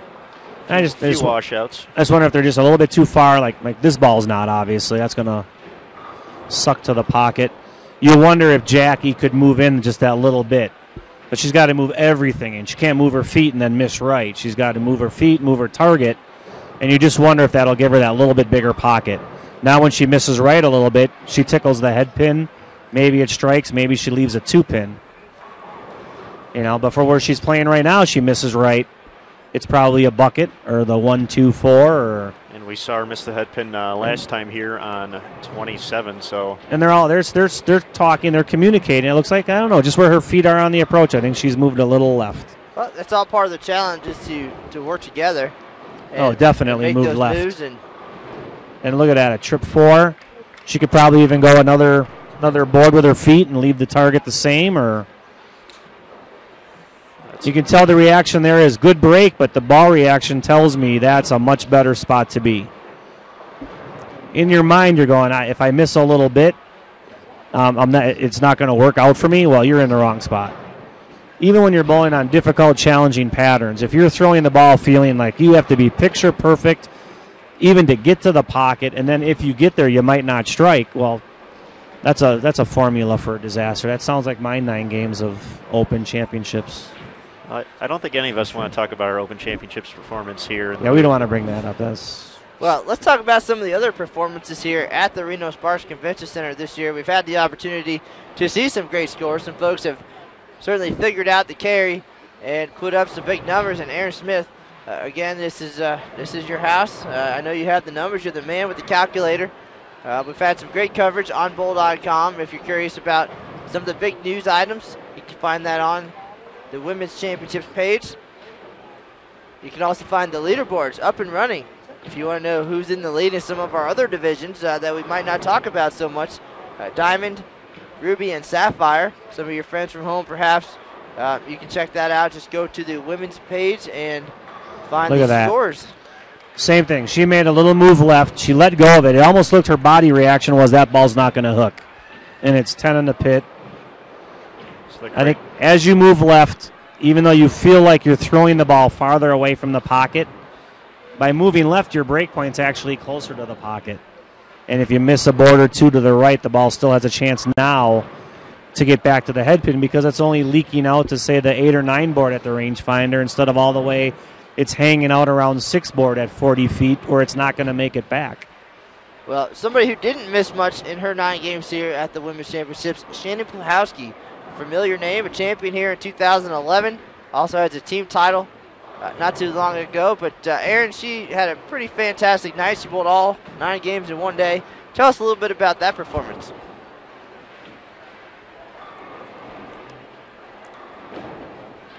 Well, Matt, Shannon, of course, as you said, very familiar name around bowling. Probably one of the top female bowlers in the country. But she went ahead and put together a 2150 scratch all events score to race up the leaderboard, surpassing Alicia Current, who we saw here live on Bowl TV not too long ago, posted 2104. Her series included a 751 in teams, 729 in singles, and 670 in doubles. No, Shannon got off to a strong start in each set, struggled a little bit in game 3. But, you know, a familiar name we're used to seeing put up scores. As far as the other scratch rankings we're looking at, obviously the 3357 we've talked about a lot from Eagles Edge Pro Shop. And I will throw in the adversity that they had to bowl through, and that we are actually 14 frames into a live stream, and knock on wood, last time I sat down with you guys, I believe something bad happened. We're not going to. Eagles Edge shot the lights out. And they literally and figuratively. There he is, the witty Matt Cannizzaro. That's what he's known for. As far as other scratch standings, obviously we're watching Team here, but folks curious, doubles, we also saw a lot of big scores on Bowl TV here at the RSCC. Saw the doubles score go down live here in our last broadcast. Christy Leong and Kalina Henning, 1439, which included the only honor score so far at the 2013 event, a 290 by Henning in the finale to get to the number. And in singles, not too long ago, Jeanette Adams out of Rancho Cordova, California, 748. Jeanette also had a 299 at the 2009 event here in Reno at the National Bowling Stadium, so someone who certainly likes the biggest little city, but those are the scratch leaders as of right now. And speaking of someone who likes the biggest little city, we'll see her stepping up here on 28. Renee Steele, the new member to this team for 2013, looking for a 5-bagger here. Renee actually, we'll say she really likes the National Bowling Stadium a lot. In the past 2 years at the Storm Mixed Championships over there, which is a great event held usually after the Open or Women's Championships is in town. In 2011, she shot a 300 there, and she followed up in 2012 with an 816 to win a, we'll just call it a boatload of titles at the Storm Mix. So certainly Renee's local from Carson City, but she really likes the bowling stand. But right now she's owning the RSCC. She took the keys away from you. She's definitely staying on the outside part of the lane. That ball there, I thought she looped it quite a ways. Not from lay down to break point, but just how far right on the lane. I'm like, that's going to have to come back a long way, and it did, and it just got the 10 out. See, that one looks, Jackie's a little straighter on that lane, so maybe the left lane is just flat out hooking more, because both of those balls were definitely 2 to 3 boards right of the angle that they played on 27. Renee has been using two balls on, or a different ball in each lane, I should say. Using that gold IQ on 28. I'm not exactly sure what on 27, but both seem to be working fairly well. She's ended game number 1 fairly strong, and front 5 here. Yeah, I think it's just real key that they keep this going here for another couple frames. They need 3 bowlers throwing doubles every frame at this point. You know, fill frames, but you gotta have 3 doubles. That's way wide. Is that making it back? I didn't think so. It's going to be right of the head pin. Yeah, that kind of got her hand over the top of that one and spun it a little bit, and it just got out to the right. Again, I think if she does that 7 boards to the left, that ball gets to a spot where it's easily going to make it back and potentially hold and get the 4 out. No, Terry just doesn't look comfortable to me right now. She's had a little trouble with some spares and just not repeating her first delivery at this point. She had a couple good ones there, but just, overall so far not super comfortable out there. And this one's going to hook just right, though. She covers the spare after a 3-bagger. Brittany, a few frames ago, looked like she had the world. She was totally lined in. She was getting the 10 out with tons of authority. So I would have to say, her striking potential has gone down a little bit here. Let's see where this ball goes. You're right. She definitely does loft it. Yeah, it looks like she's stuck with the same ball throughout. Yep. Throughout to this point, so there's a chance, and obviously I'm not watching every ball real close, but just there, obviously a 4-pin high. It definitely hooked up and faced the pocket early. I don't know if she moves a little left off of that. If does the ball not make it back and carry? Does she leave something light or weak? Well, then that's a clear indication she needs something a little bit smoother through the front. Something with a little bit of shine or something that's cleaner and can make a smoother transition down the lane. But out of all the bowlers, she probably hits on it the most. Definitely lofts it and grabs the fingers more than the other ladies. I really like the way Kim throws the ball. There's a great offering right there in the 5th. She just great style getting to the line, and the ball gets off her hand. She's not a huge rev player, but the ball gets off her hand clean and has more than enough. It's like the ball speed and the rev rate match up very well, where, you watch the ball revving down the lane, you're like, I can't believe she's playing that deep. That ball's not going to hit hard, and yet it gets there every time because that all matches up just right. Yeah, definitely deeper on the left lane. That's not even close to where she threw on lane 28 with the gold ball. So they're clearly playing the 2 lanes different. At least the top 2 bowlers are. There's a 6-bagger for Renee Steele. So right now you've got 3 really solid games. The bottom bowler right now, just Kim catches a double or turkey here, she can easily pop 220, 230 yet. And I think they got to get Brittany back on track here. And this is what you see. Somebody who's had a bunch of strikes earlier has all of a sudden lost their look a little bit. Shake that rack light. And she got it. All right. And other bowlers that were maybe not necessarily lined up. Jackie was struggling the first game. Some 10 pins, some light 7s, and all of a sudden she's got a little string going. So she's loosened up and feeling confident. So important to communicate and make sure everybody feels like they're in the right part of the lane, and if they can just make good shots, they can strike.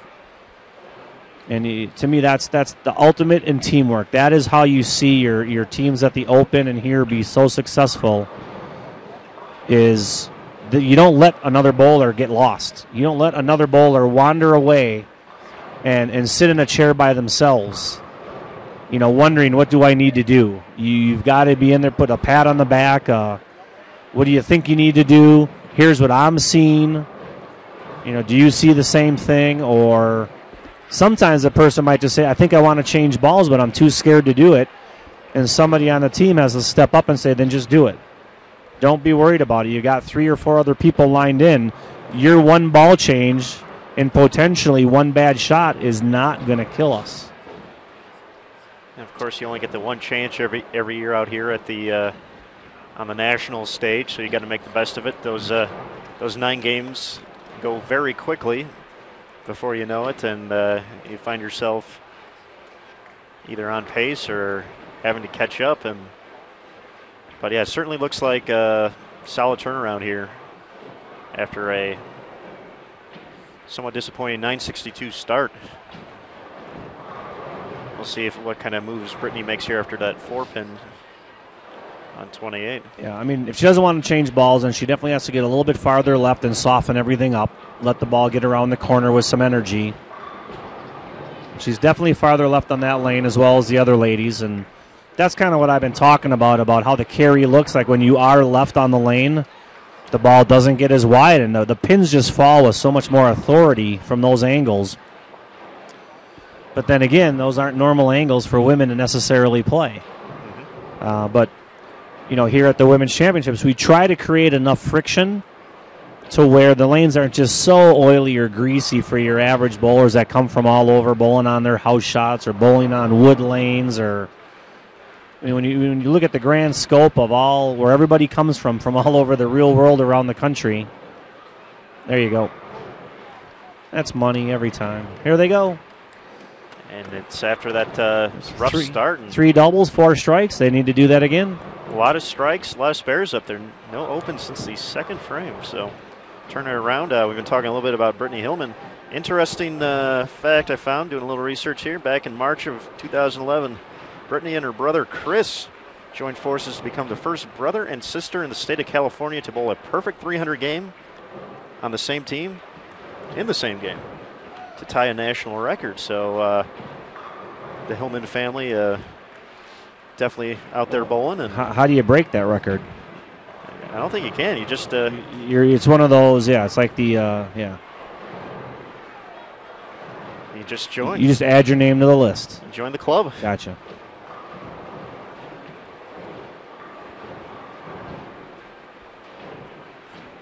Well, I don't know if it's still true. I'd have to ask him. But back in the day, we have a couple tournament employees at the Open that had the most honor scores amongst siblings, with Jeff and Craig Jensen as brothers. And then when you throw their sister into the mix with some 300 games, I believe they had the most 300s for brothers. And then when you throw the sister in there for siblings, they would have held that record also.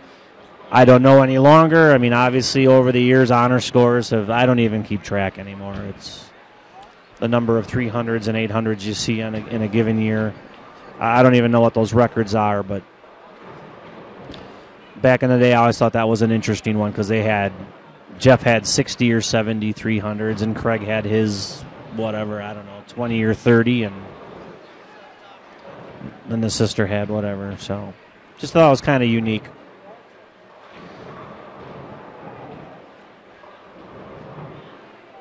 Very unique indeed. All right.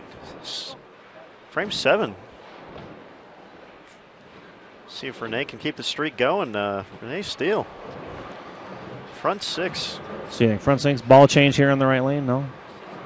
No, I think her mix is working right here. You're going to see the gold nugget go down the lane.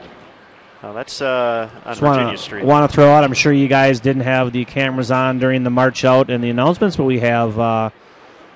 as she calls herself, the co-owner of Storm Bowling Products is on this squad. Barb Chrisman, former USBC board member and owner of Storm, and they do a ton for our events, lots of sponsorships for some of our bigger events. Just want to throw props out to the Chrismans and all that Storm does for us. You can see the Storm logo on the backs of these great Coefficient of Friction team jerseys. Really sharp-looking group here.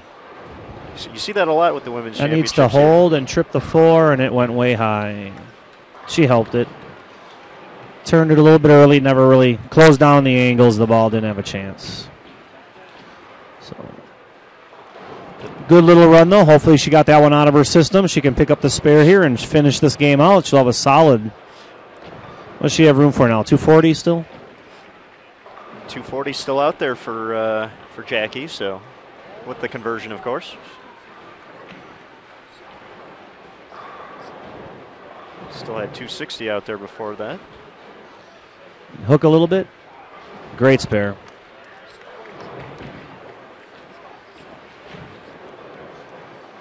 You know, back in the day growing up as a kid, the baby split was nothing. You know, being left-handed, you look at the 2-7, it was like shooting at a single pin. Now, anytime I see the 2-4-7 or any combination of those pins on that side, I don't even want to throw at it. I don't know if the ball is going to skid by the front pin or hook up a little bit and not get, you know, pick off the 2 or chop off the 2 and the 4. I couldn't agree more with you watching you shoot spares in league. So, wow, I thought I'd throw it out there. I didn't think you'd grab it and go with it like that. But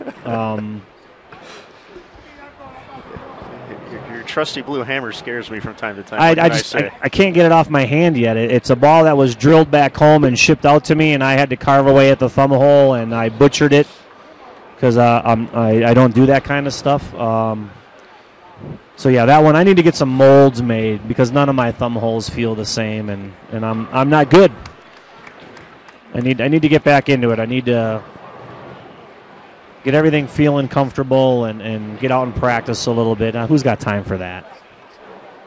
I don't even like putting my bowling shoes on anymore. It's too much work. I should just bowl in tennis shoes and bowl in tennis shoes. Watch the kids. 12-pound house ball. Or I like that option. Just walk in and stand around and watch. I can watch bowling all day. Right now we're watching Kim Power looking for a 3-bagger. Yeah, that's there's just no doubt. All right, these ladies are on a roll right now. 3 doubles, 4 strikes. It's the way to do it.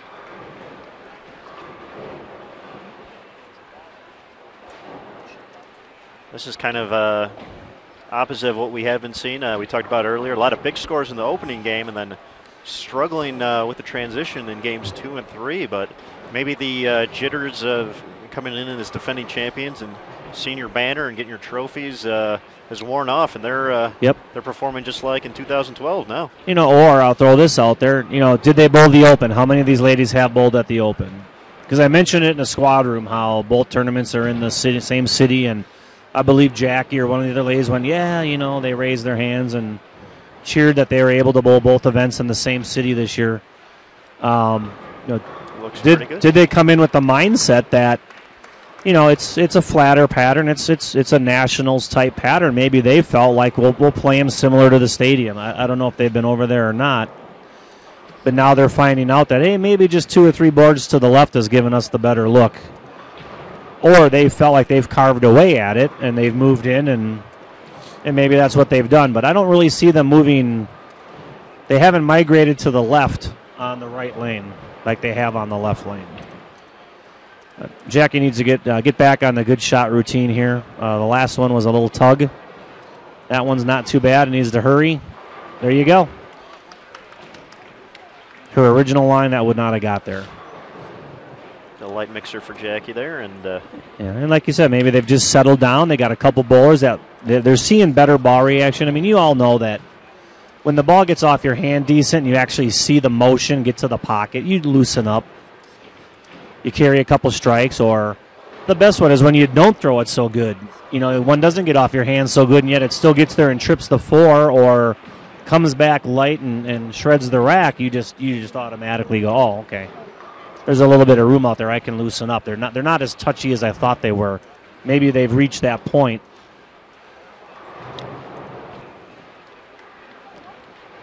I just got to plug along here. This is another big frame. Put up 4 or 5 strikes here, and they're on their way. They got a good one.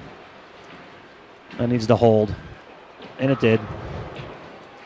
she takes advantage of the Brooklyn strike in frame number 7, putting a double up. So now I'd be curious to ask them, do they realize they are, I don't want to say a handful of boards, but they are definitely crossing the arrows at completely different spots. Are they doing it, or have they just naturally moved their feet and whatever, or do they make a conscious effort to stay? No, we all need to stay to the right on lane 28, and we can jump in on the left. Well, I don't like the ball motion as much for Brittany, but it's getting there and it's getting the job done. So there's one where it's hard to move. That one ripped the rack apart. She had the last ball over there, I think, was dead flush, real high flush. I don't remember the ball on 28. But right now, you just say, hey, you've got your turkey. You've made up for those couple of opens to start the game. Try and get one more double here and put up something on the plus side. Well, we'll talk to these ladies afterwards as defending champions. That's wide. That is way out there. Yeah, that one didn't get off her hand good. But all right, just got to shake that off. You're clean. You got a turkey up there. Just pick up the spare here and catch another double or turkey at the end. I'm not going to talk about the excitement that's coming up with the leadoff bowler here in a couple balls. Yes, you had that effect. I've been watching every ball, so there's no way I'm jinxing fine. her. She's good to go. Bob Learn will say otherwise, though. Sorry, Bob. I even saw Bob earlier that day, and hey, how's it going, Eric? And then I go out and I do that to him. What do you have, the front seven? Front seven, you stepped in the booth and two-pin. Yep. Well, it happens to the best of us. Matt and I certainly know the weight of walking out there with the camera, and hate to see people missing that situation, but unfortunately it's part of the game. And what a great guy, great bowler. He's just fun to deal with, talk to. Not Matt Cannizzaro, but yeah, you too. Yeah. No, but Bob Learn, just a pleasure to deal with and work with over the years and talk with and watch him bowl at high-level competition. Right now, getting ready to see 28 after Sydney finishes up here. I'll go ahead and say it if you want. Renee Steele, front 8. I'm not saying it. Stepping up for number 9. I finally dipped into the 1-liter Mountain Dew. Thank you, Matt Cannizzaro. No, I haven't had my apple today. An apple a day keeps the doctor away. All right, here we go.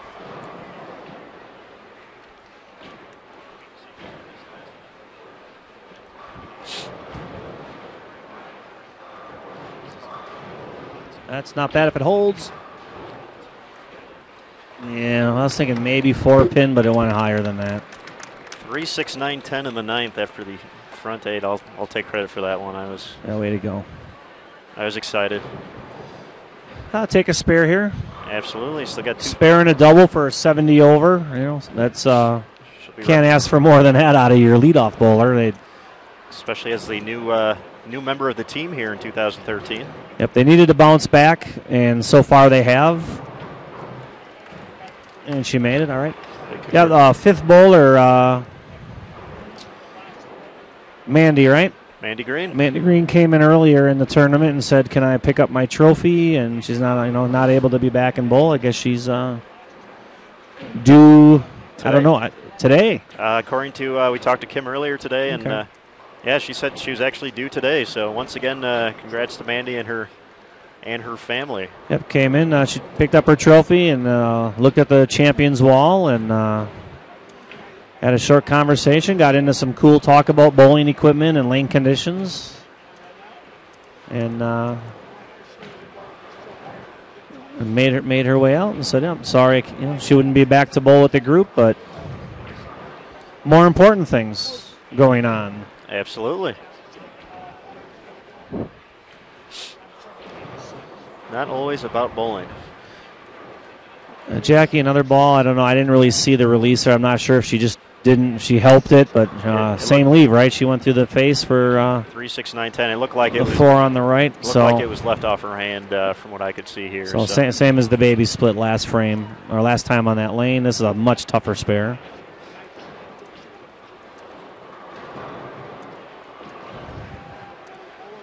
As much as I said I don't like those leaves, then you throw the 9-pin back there as well. It's too many ways to miss it. She'll stick with her strike ball and is unable to get the 9 out. Yeah, that's such a tough spare nowadays. Is everything tough nowadays? Well, I don't remember leaving that when I was younger. I don't remember the 2, 4, 7, 8. I don't remember leaving a 710 because you hit the head pin light. You left 710s because you went through the nose. But now, mind you, I'm talking yellow dots and LT48 days. You don't even remember those. What's that now? Being the youngster that you are. Was that before color television? It's back there. We certainly do appreciate the history of the game. I know on our last live stream, Matt McNeil mentioned we saw a gold angle. Yeah. Sitting on our rack right next to our feature pair. So that was funny because I thought I saw it in the scale room, and I brought it up, and somebody laughed at me and said, "There's no way that you saw that wrong. That must be a dulled up IQ pearl." And I'm like, no, I'm pretty sure that was more of that mustard color. That's an angle. There's no way. And then an hour later, Matt McNeil spots it on a ball return. And he does have a good eye for that kind of stuff. Certainly does. For being a younger guy, it's amazing how much, television, PBA, trivia history that he could probably tell you the 5 guys that bowled on the 1978 Quaker State Open, Well, we had with Brent in the booth, we started talking about, as we were talking about the deal in 2019 to have the women's championships back for the 100th anniversary in 2 bowling centers. We started talking about North Rock and the 1993 Wichita Open, featuring Mike Albee and David Ozio in the final, with Albee winning 300 to 279. And it was just on ESPN Classic 2 days before that. I had watched the entire thing, so it always you never know. When Mr. McNeil is on the show, you never know what facts you'll end up finding, but he certainly always adds some good stuff. Well, not the 9th frame that they were looking for. They put up 3 or 4 really, really solid frames here. Now we've got 3 spares on an open. Obviously, they're done on this lane for this game. So I think they just get through here, get over to the left lane here, and everybody throw a double.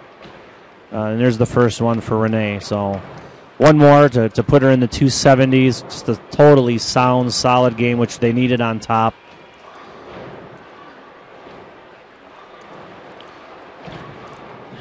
Yeah, well, Kim misses right on the last shot, gets off her hand and misses right in that one. She just hung on to a little bit longer and through the face and doesn't break it up. So a couple of rough frames for her here. She had a solid game going. She was clean up to this point. Needs to get 2 and 2 for the team, absolutely. She's going to need a mark in the 10th for 2-0. Right, she should put her in the low 180s. Scoreboards are a little different here. If you're looking at the score, they're different than the stadium. Our scoring sponsor here is US Steltronic. We went to them a few years ago, and we had the opportunity to go into a convention center for the women's, and we brought in the Daktronics boards, that you're looking at there. They're not really scoreboards as much as they are, to me, I just call them big electronic billboards. Each pair of lanes is basically its own screen, its own picture. But then as well, you can put graphics across all 44 lanes and play videos and do all sorts of great stuff. But that same year, we went to Steltronics for our scoring, and they mark score just a little bit different. So their scoring system is set up so that every ball is counted. It's already on the scoreboard. So it's basically taking into account that the next ball you're going to throw is 0. So even when you have strikes up there, it's assuming the next frame is 0-0. So it's adding in every pin that you physically have on the scoreboard. So a lot of times you'll get that spare in the 10th frame and you're expecting it to go up by 20. 9 spare strike, it doesn't go up by 20. Yes, a little differently from what we see at the Open this year. With the spares for Steins and Hillman, that they could add 40 on top of it, versus at the Open, if you saw that, it could be 50. So same thing with a strike or a double going into the 10th. So, but right now they're looking. They still got right around 1,100 out there. So with a very big finish here. So obviously already ahead of their first game with 3 bowlers ago and 2 more shots from Jackie Wyckoff. I mean, it could be a little deceiving because you look up at your board and you say, oh, we already have 1,000 here, and we have, we're only on bowler number 2. But it's not like you can add, 30 bowlers or, 50 or 90 pins for each. Like if you throw a turkey, it's 90. It's 30, 60, 90 at the stadium. Here it's not going to do that. So you got to take that into account. And sometimes it fools the people. You bowl the one year, it's the one system. You come in the next year, it's a little bit different. And more often than not, you look up and you go, hey, I thought I had 10 pins more than I ended up with. That happens all the time. So big double out of Jackie.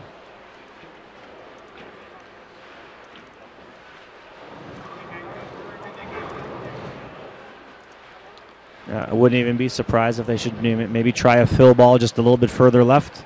And then I'm still wondering, is that look on the right lane?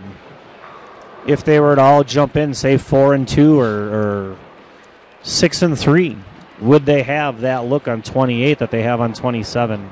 We'll get to see that next game. Definitely some struggles in the 9th frame on lane 28 for Coefficient of Friction. I mean, they're the second bowler there, Chris, on the right lane there. She's in that zone. She's not between 5 and 10. She's in with a little bit more loop to the ball, and it got back to the pocket. I think someone just has to kind of be the guinea pig over there. But for Renee, I mean, she's throwing all strikes. Why would she move, right?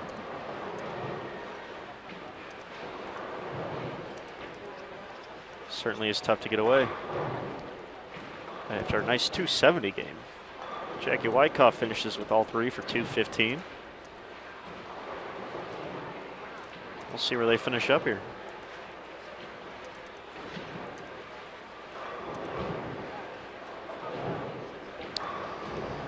So yeah, Matt brought up some of the changes for next year. One of the other things, by going to 4-person teams, I think one of the biggest positives, and this probably doesn't get stressed enough because the ladies aren't all, jumping online maybe at this point in time to sign up for next year, which we would recommend they do. But with going to 4-person teams, it alters the amount of time. We allot 3.5 hours for our doubles and singles. And then we allot, right now, a 3-hour time slot to bowl your 3 games of team event. And what we do with those time frames, we account the fact that we have to march you out to the lanes and give you some practice. And for team event, we do the national anthem. So that's all accounted into your time frame. We figure that all takes about 15 or 20 minutes, and then we give you, 2 hours and 50 minutes or 2 hours and 45 minutes to bowl your team event. Well, next year with 4-person teams, we're kind of knocking that down to 2.5 hours. And by doing that, and by limiting how many teams we put out there on our 2 team events, if we do the numbers right, we can limit our day down to either 2 doubles and singles events, or on the later night squad when we have the team event, half the lanes would be a team event and the other half would be the leftover doubles and singles that we have to accommodate because there's only 3 on a lane for doubles and singles. So our squad times that we're planning for next year would be you'd bowl your team event at either 4 o'clock in the afternoon or 7 o'clock in the evening, and then you'd come back and bowl your doubles and singles at 8 a.m., which is different than the current, which is 7, and it's really hard. I mean, 7 o'clock is, I don't get up that early to bowl. I mean, I would if I had to, but. So a little bit more appealing doubles and singles time at 8 a.m., or the second doubles and singles would be at 12 o'clock noon. So get the 2 doubles and singles done in the morning, morning and noon. Have your team event in the afternoons, and then for the real busy days, where we have more teams, such as a Friday, Saturday, weekend, then some of those doubles and singles would have to come back and bowl at 7 p.m., whereas right now we have them at 9 p.m. to accommodate them. So, one of the reasons for the change is just sheer numbers. We're down a little bit in entries. We don't have the 6,000 and 7,000 team years, which would be difficult to fit in here on 44 lanes. We'd have to extend the tournament. But just based on the amount of lanes we have and the number of days that we operate, we felt like those time slots would be wonderful next year. Nobody's got to be here at 7 a.m. to bowl. We'll still ask them to be in the squad room early. And nobody's going to be out here bowling at 12 midnight or 1 a.m. So there's really not going to be a bad squad time, I agree. is what you're saying, no for bad times. 2014. So certainly something to look forward to as well as we watch Kim Powers finish off the 10th frame. They can still get to 1,100 with another strike here. And then hopefully what we'll be able to do is then the year after that we go back to the bowling stadium. We'll have more lanes. And again, if we can limit the number of teams, as long as we don't end up with some goofy number, we can hold doubles and singles to 2 squads or have those leftovers that we need for doubles and singles bowl next to a team event potentially. Down the road after that, I can't really say. Hopefully we go to Las Vegas and we have, we pick up some, thousands of teams and the tournament's packed, and I'm not sure how the squad times will really work out. We'll have to take a look at it and see how the next 2 years go. But at least hopefully on these next 2 return trips to Reno, better time slots, 4-person teams, getting rid of the handicap. Not that the handicap's been a bad thing, something we tried. But we feel like creating the extra divisions and narrowing that gap of averages, we feel strongly about going back to a scratch competition, which traditionally the tournament was.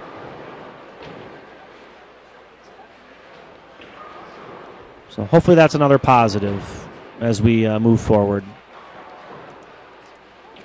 All right, we're watching the end of game 2 here. Kim Power finishing off the 10th frame for Coefficient of Friction with a 10-pin.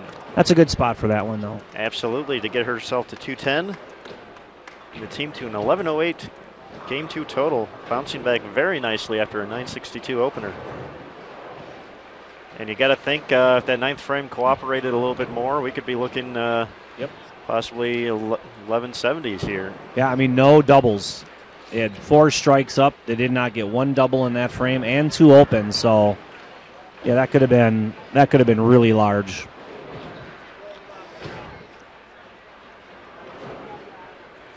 Not that 11:08's not a solid game. Still a fantastic number. Puts them at 2070 after 2. So they still have their work cut out for them. Going to need a humongous last game to get to that 33-57 scratch total to defend their title. But we saw a lot of strikes in game 2.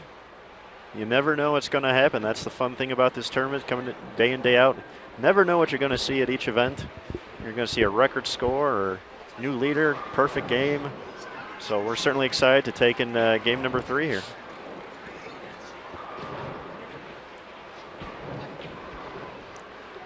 Their companion team also found some more success that game. Cindy finishes up with 206. Helped them to a 953 game 2 total after 832 in the opener.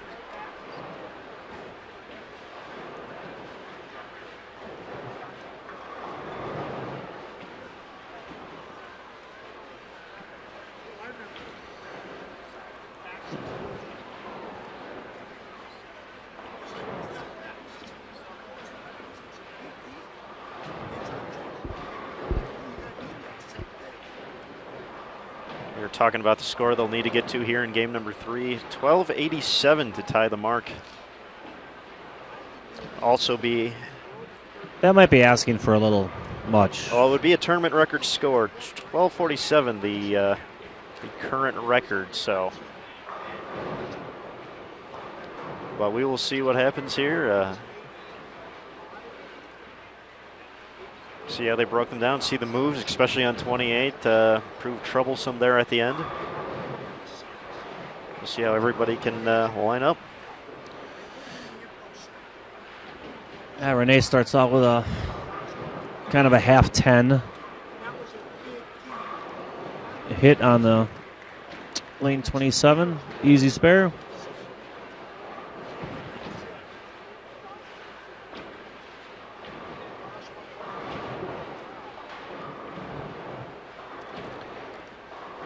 We talked about earlier how the ITCs are coming to this fantastic venue here at the Reno-Sparks Convention Center. We also had that in conjunction with the 2010 event, the 2 women's championships over in El Paso, Texas. We did. We went into the convention center for the first time, and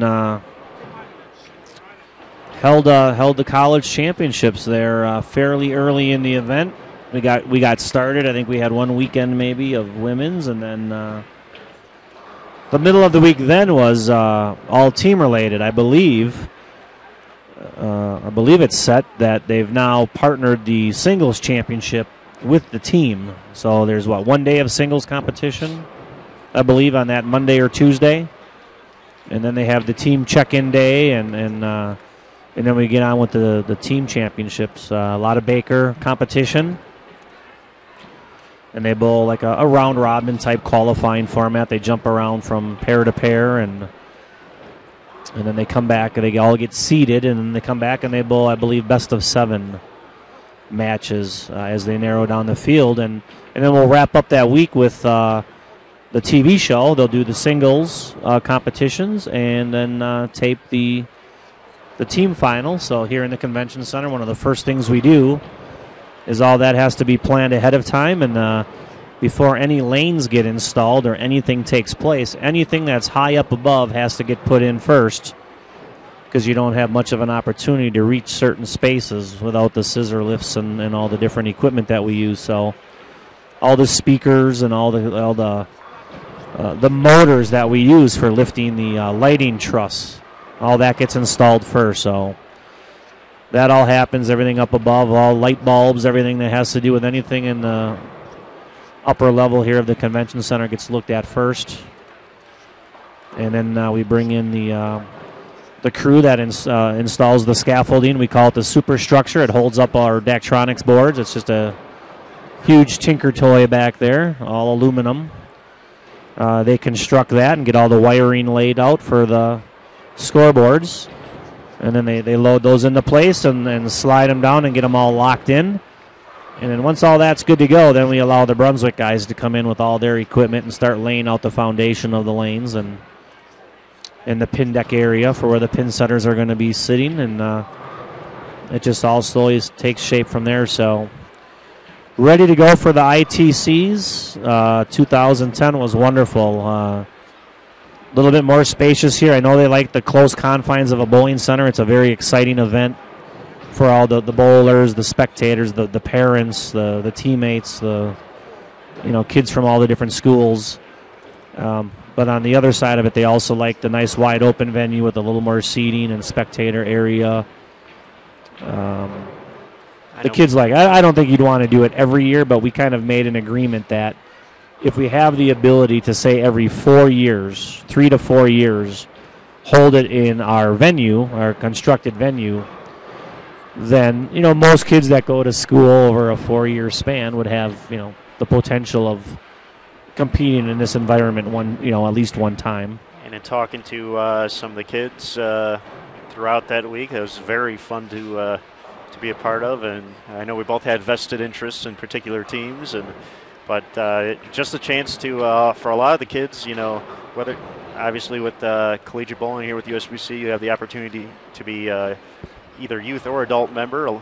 For a lot of them, it's the first chance to see such a grand stage. I know a lot of them hear about the Nationals, and the chance to actually compete on the lanes was exciting for a bunch of them. I've seen, and this year I've seen a handful of folks from that team come out, and this is either their first or second year bowling at the Open Championships, and a really great way to kind of bridge the gap from the collegiate onto the national level, because obviously those teams are very talented, and the team aspect a very important part of what goes on here. And we'll actually be seeing that in our next live stream coming up here on June 2nd.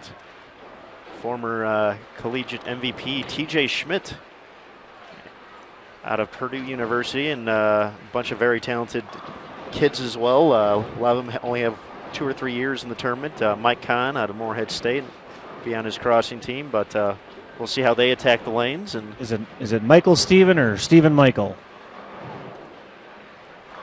Kahn? Yes, Mike Kahn. Now, I've seen Mike over the years, junior gold, college events. He's very, very good career during his college years here, and he's just finishing up, right? I believe this was his senior year. I know he's made the All-American squad 3 times. You mentioned junior gold. He actually won the boys' side of at the 2009 event. We'll be excited to see their very talented group hit the lanes. TJ has been all over the Open the past 2 years. 300 and 855 at the National Bowling Stadium in 2011, and came back to Baton Rouge last year. Tossed another 300 on top of that. So very exciting show coming up, and still got a lot of bowling here today. Jackie Wyckoff starts off with a double. As it seems like, at least for Renee and Jackie, 28 not proving to be as tough as it was to finish off game 2. Maybe just a couple rough shots there, and I mean, obviously going the majority of that game they were lined up on that lane. They put together some really solid frames.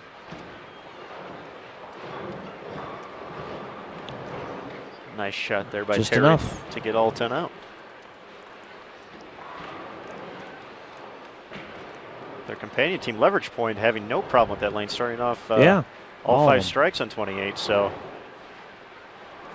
maybe that 9th frame was just a rough transition patch, maybe a few bad shots.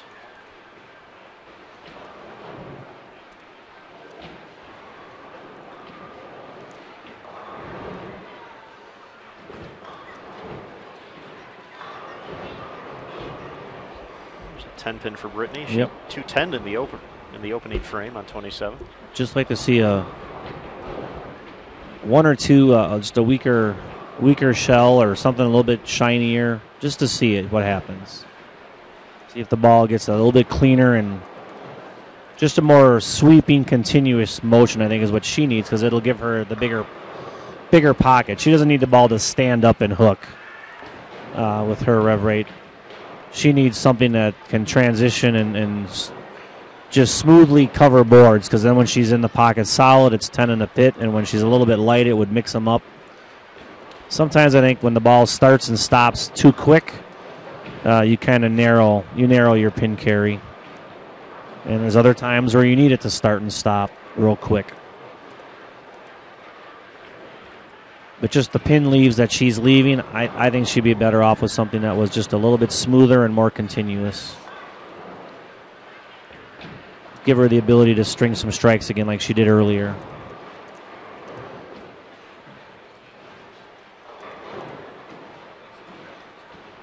Mixer there for Kim, unable to get the 7 pin to cooperate. Stubborn, if you will. Yeah, that's just one of those where, did it get off her hand good? Did it go a little too long? Did the ball burn up? She threw it pretty good. You can't really tell, because you're not in the bowler's head, and you don't know what her hand felt. Maybe she kind of came off the lane like gesturing with her hand, like she didn't quite turn it the way she wanted to. If that's the case, nothing wrong with 9 spare. Not at all. We'll take those all day when you're not striking. But if anyone's got the ability to be throwing lots of strikes, I think it's her. Which to me also looks very promising for doubles and singles. A lot of times I think the mentality here, a lot of people come and we end up having a team event and then doubles and singles following. Obviously 7 a.m. is all fresh oil. But we still have the fresh team events with the doubles and singles to follow at 2 o'clock and 9 o'clock in the evening. And a lot of ladies feel like, I had to bowl on a fresh pair. There were 30 teams, but now you're using 44 lanes for doubles and singles. I don't always necessarily think a fresh pair here at the Women's Championships is bad. And we talked about it earlier. Just having those little bit crisper back ends, you actually get to see the transition of the lane in its entirety. And I think sometimes the ladies compare this event to the Open, and it's not the same animal. You do not have people throwing reactive balls down every lane here, chewing up the oil and opening up the lane.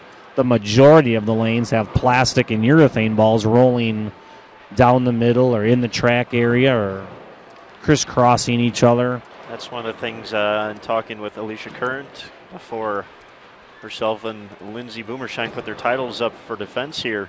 And watching their pair, they did have to follow a few folks throwing plastic.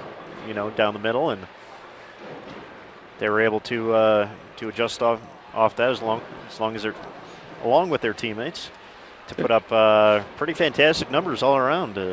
There's been some slight discussion, should we re-oil every squad? Now that the Open's doing it, do we need to follow? We don't necessarily follow everything the Open does. As much as there are operational components of the tournament that do need to be the same. We need to get the bowlers out on the lanes. We need to march them out. We need to have announcements in the squad room. There's certain rules that we need to follow that should be the same. But then on the other side of it, both tournaments are very unique in their own right. They have their own little, idiosyncrasies about them that makes them different. And, for me, one of the best ones we're seeing at the Open is that the fresh oil has actually created squad times to be on time. Very true. Very, very strange. I would have never thought that. The men and women Open, but they're getting done within their 3.5-hour time slot. I don't know if it's just because they throw the ball faster and there's more striking going on, but some of our squads here, we have a little bit of trouble getting done in that 3.5-hour time slot. So by re-oiling after that squad may not make up the time we think we might lose every once in a while, to necessarily keep all of our squads on time. I'm not too worried about it going to the 4-person teams and only having the four squads in the shortened day next year. I'm not too concerned about it, but we're gonna contemplate possibly re-oiling every squad. I don't think it makes nearly as big of a difference here as it did at the Open. The perception is at the Open it's much fairer now, and I can't disagree with that. Scores have been interesting at the Open this year. We've had the big team scores. Doubles seems to be a bit down from previous years. 1440 leading right now, and then singles, kind of where you would almost expect it. High 780s, 789 currently leading. Well, that's one of the other topics is that, what do we do in the future? Do we stay with 2 patterns? If we do, how do we do it? Kind of the mindset for this year was to have the team event be a little bit tighter. You're bowling your 3 games on it, and tighter in a manner that it probably plays on the softer side. I'm sure not every bowler thinks that, obviously, but a little bit more hold area. There's a little bit more oil down the lane. And then for doubles and singles, we were going to flatten them out a little bit, make them play a little bit tougher, and but give the general bowler that comes to the championships just overall more ball reaction. That doesn't mean the pattern's easier. It's going to play softer, score higher. We just felt by giving the bowler more reaction, that was good for them walking out the door. They come in, they bowl their doubles and singles. They feel like they see a little more ball reaction, and that would be okay. And then at the same token, don't let the lane open up to the point where it was going to take 868 to win. I mean, I was fearful of when they went to the idea of fresh oil and not flip-flopping pairs. It's like, holy cow, what could potentially happen to the singles scores? We've almost seen the opposite.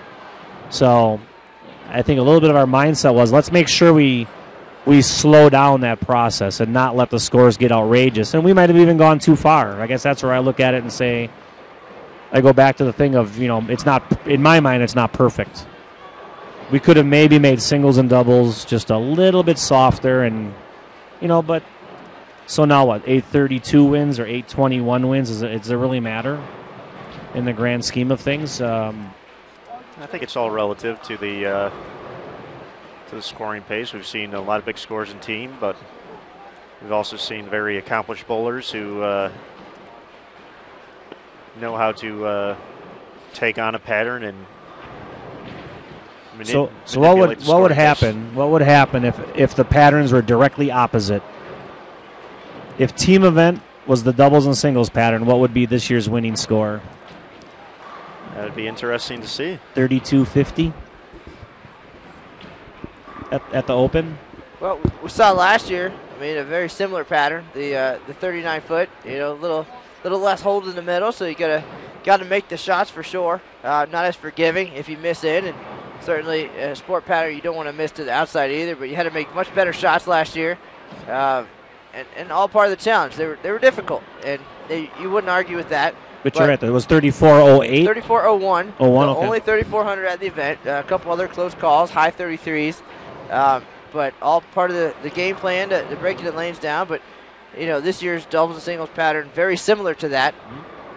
And, again, the team pattern, 41 feet, some hold in the middle, some room, a little bit more oil across the board. Yep. And we're seeing that, of course. But, again, you put that doubles and singles pattern out. And then last year's strategy comes into play a little bit as far as potentially throwing a plastic ball down the middle part of the lane to carry some oil down to create that hold that's not there in the pattern. I think a lot of teams would have learned from last year, and the 3,400 we saw would probably be top 5, maybe top 10, but I think we see a mid 3,400 getting it done there just based on the experience that people had and then coming back in. And we see that with some of those folks employing that strategy, in doubles and singles.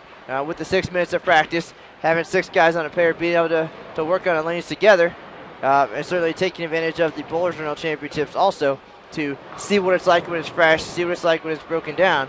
But I think the more you see similar patterns, the more you learn. The new oil, of course, would certainly come into play. The ice oil holding up much better than previous oils, and who knows? But I think 3,400 was out there then, and I would say it wouldn't be far off this year. That's a good one. What about the team event for doubles and singles? Well, I mean, there's only been a handful of 1,400s in doubles. Well, doubles, the right-handers and many folks seeing something they're not used to, and that's fresh oil for doubles and singles. First time ever that we're going to fresh oil for every single squad, and it's challenging going out there on a fresh pattern. The back ends are fresh, and you have to be really good with your shots, and then all of a sudden, oil starts moving around, things start to change. But that's something that as left-handers we see all the time.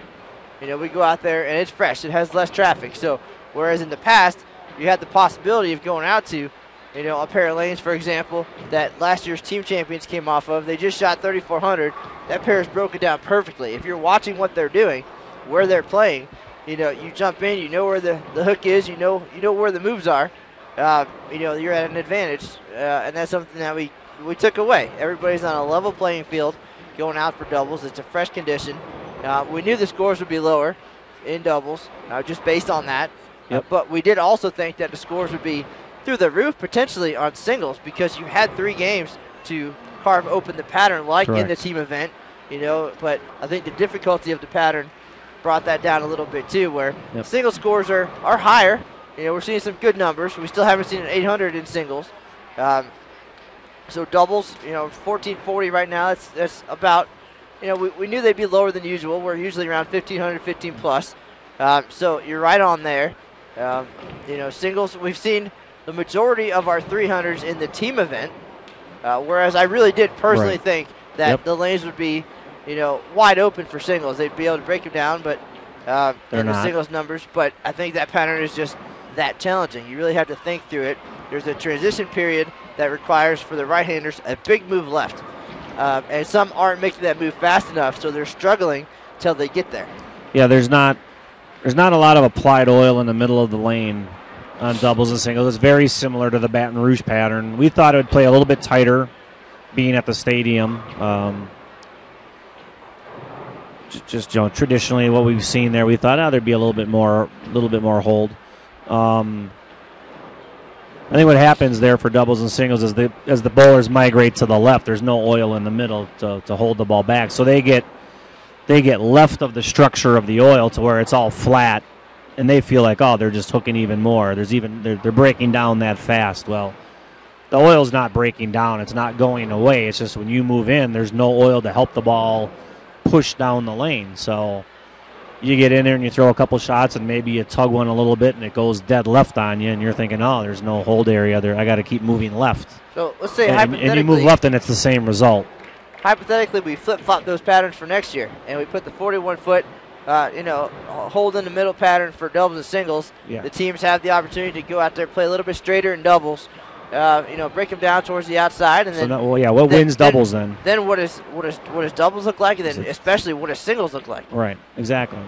So I mean, it's all relative. It's a challenge either way, and with the new format with the 2 patterns, we're testing your versatility, and that's what it's all about. An all-events champion, obviously it's a marathon for 9 games, and we're testing your versatility on a national stage. And if you're going to win all events at the Open Championships now, then you conquer 2 challenging patterns over 9 games, and you certainly earned it.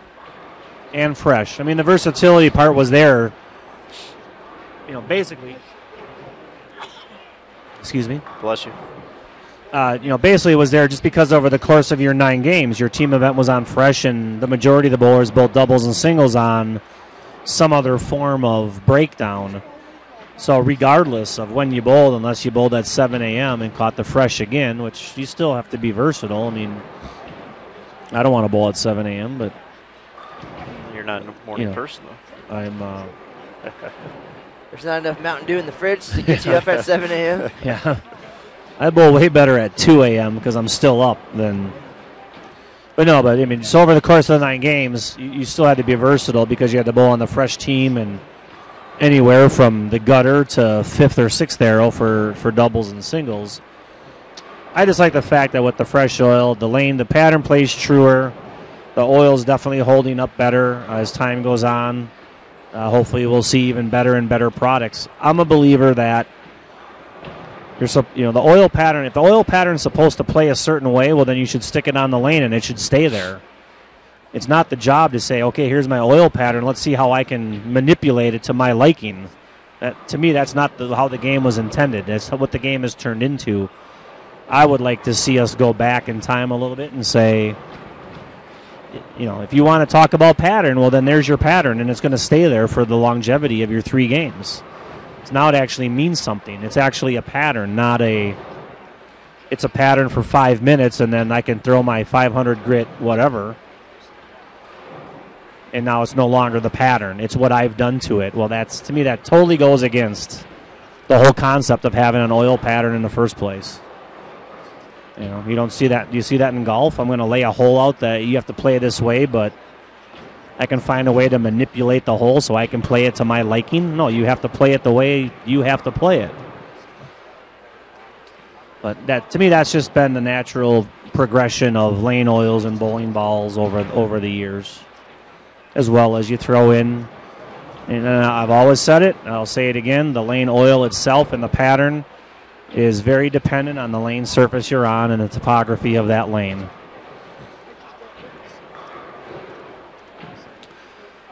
Another ring 10 from Brittany there. She's still throwing that same ball? I believe so. I think that's earlier it looked like a Storm Lucid. That's what I was saying. Just a little bit of green in there. A little green, little green, little yellow. Am I seeing? Little yellow, little gray. That was on a double. Switch to a spare ball here. Definitely looks like the scoring pace has slowed down a little bit for Coefficient of Friction here. After 11:08 last game, a few opens early on here. And what can easily happen is you hit the 1-3 pocket and you get your occasional strike or your double, and you feel like, okay, if I just throw the ball good enough, I'm in the right spot with whatever. You don't realize what maybe could be out there if you did put the ball change or what. That's where watching ball motion and watching how the pins fall and where the ball goes off the pin deck is so key. If you can't miss by a little bit and create a look that's going to give you more strikes, then there's something probably wrong in the formula you're using. If you're repeating good shots, mind you, first things first. You talked about needing the trust in your game to make a big move in a situation that may be presenting itself out there right now. Obviously, it's tough to give away the pocket to take a chance at something else, but...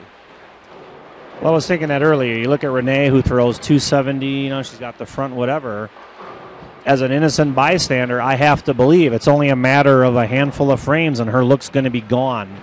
As the bowler, is she thinking that? Or is she thinking, I'm dialed in here, I can't miss.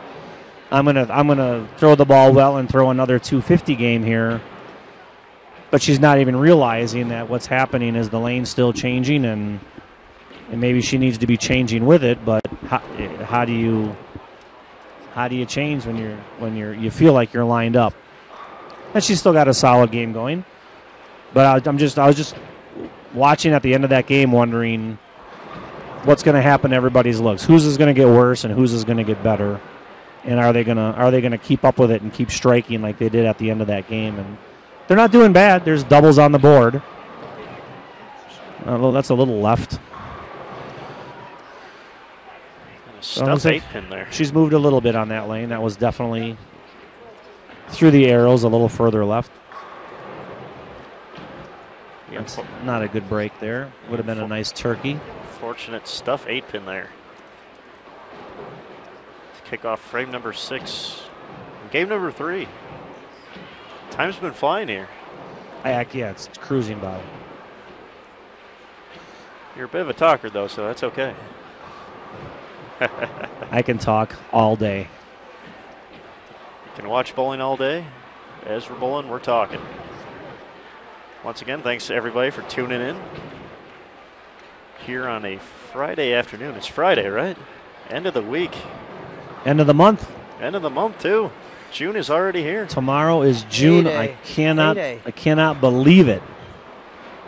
Day 50. Andy said it at the beginning of the broadcast. Was it 50? Day 50. This event, we were just in here having our kickoff celebration, showing off the venue for the first time. And it's already day 50 of 81. 1 month from tomorrow. It's crazy. We're going to be here, or 1 month from yesterday, we'll be here doing our last live stream broadcast. Then we'll be getting ready to call some champions. Who do we have that day?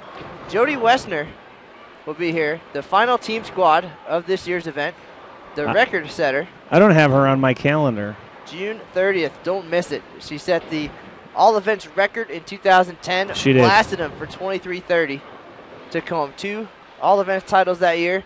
And we're not going to ruin the surprise, but she's got some stacked teams coming in. And no score is going to be safe going into the last day of the event. There's going to be some excitement for sure. A lot of experience and ability coming in those 2 days. She sent me an email. She said, "Hey, you might have heard of some of these ladies. They're coming. They'll be here. This pair of lanes is going to be rocking on the last day. Everybody on the edge, on the edge of your seat going into the final day." Going out with a bang. I did not know that. And that's something that we don't usually see. Again, with the USBC Queens or US Open in the middle of the event, chances are we'll see our top scores. Not always, as Krishna Howard showed us. Not always the case that particular week. We've had some folks, coefficient of friction, maybe not part of that, that week necessarily in a normal year as of last year. But some names, some surprises, but you never know. But now all spread out. It's going to come down to the very last squad. It's going to be exciting. Well, I would assume anybody, if she's built a team to come here, I'm assuming it'll be a force. 2 teams. Definitely 2 teams. So she's excited about it. She was excited enough to tell us about it, and it was cool to hear. Some great representatives of the game, some proven champions. So there will not be a dull moment. That is our final and our next, actually, broadcast from the Women's Championships. So looking forward to that day. You may have to stop by the booth again, Mr. Pearson. Love to. So we've had some exciting moments over the years at the Open Championships. For example, Eric, I know you were just a kid back then, but in 1983, Fran Bax shoots 833, I believe, in the team event. His team takes the lead in team. He also takes the all events lead, which he lost on the last day of the tournament. They did hold on for the team title. Then Mike Newman in 1990 wins 4 titles at the Open Championships on opening weekend. Both the first 2 days of the event holds on to become the 3rd player with 4 titles. And then on the ladies' side of things, at the Open Championships, Wendy McPherson comes in second to last day of the 2006 Open Championships and wins the singles title. First woman to win a regular division title. So I think we have now the potential to see those fireworks here on July 1st. And I was just, I saw a gentleman in here the other day that I know back in Wisconsin. I believe he was the 1976, I'm going to get it wrong, I believe it was singles champion, Mike Putzer. And I believe he went into the last day of the tournament in the lead of singles and all events. And someone passed him potentially on the last squad, I believe he said. But the person had a chance to get up and throw, I believe it was 8 or 9 to win. the singles also, and believe he got 7 for Mike to hold on and win. So he got passed for all events, but he hung on to the. That'd be interesting to look up because that's, I mean, last squad. Well, and we had that in 2008 classified singles. We had one gentleman on one side of the house trying to shoot a 300 game, shot 299. Other side of the house, very last squad, singles event, classified singles title goes.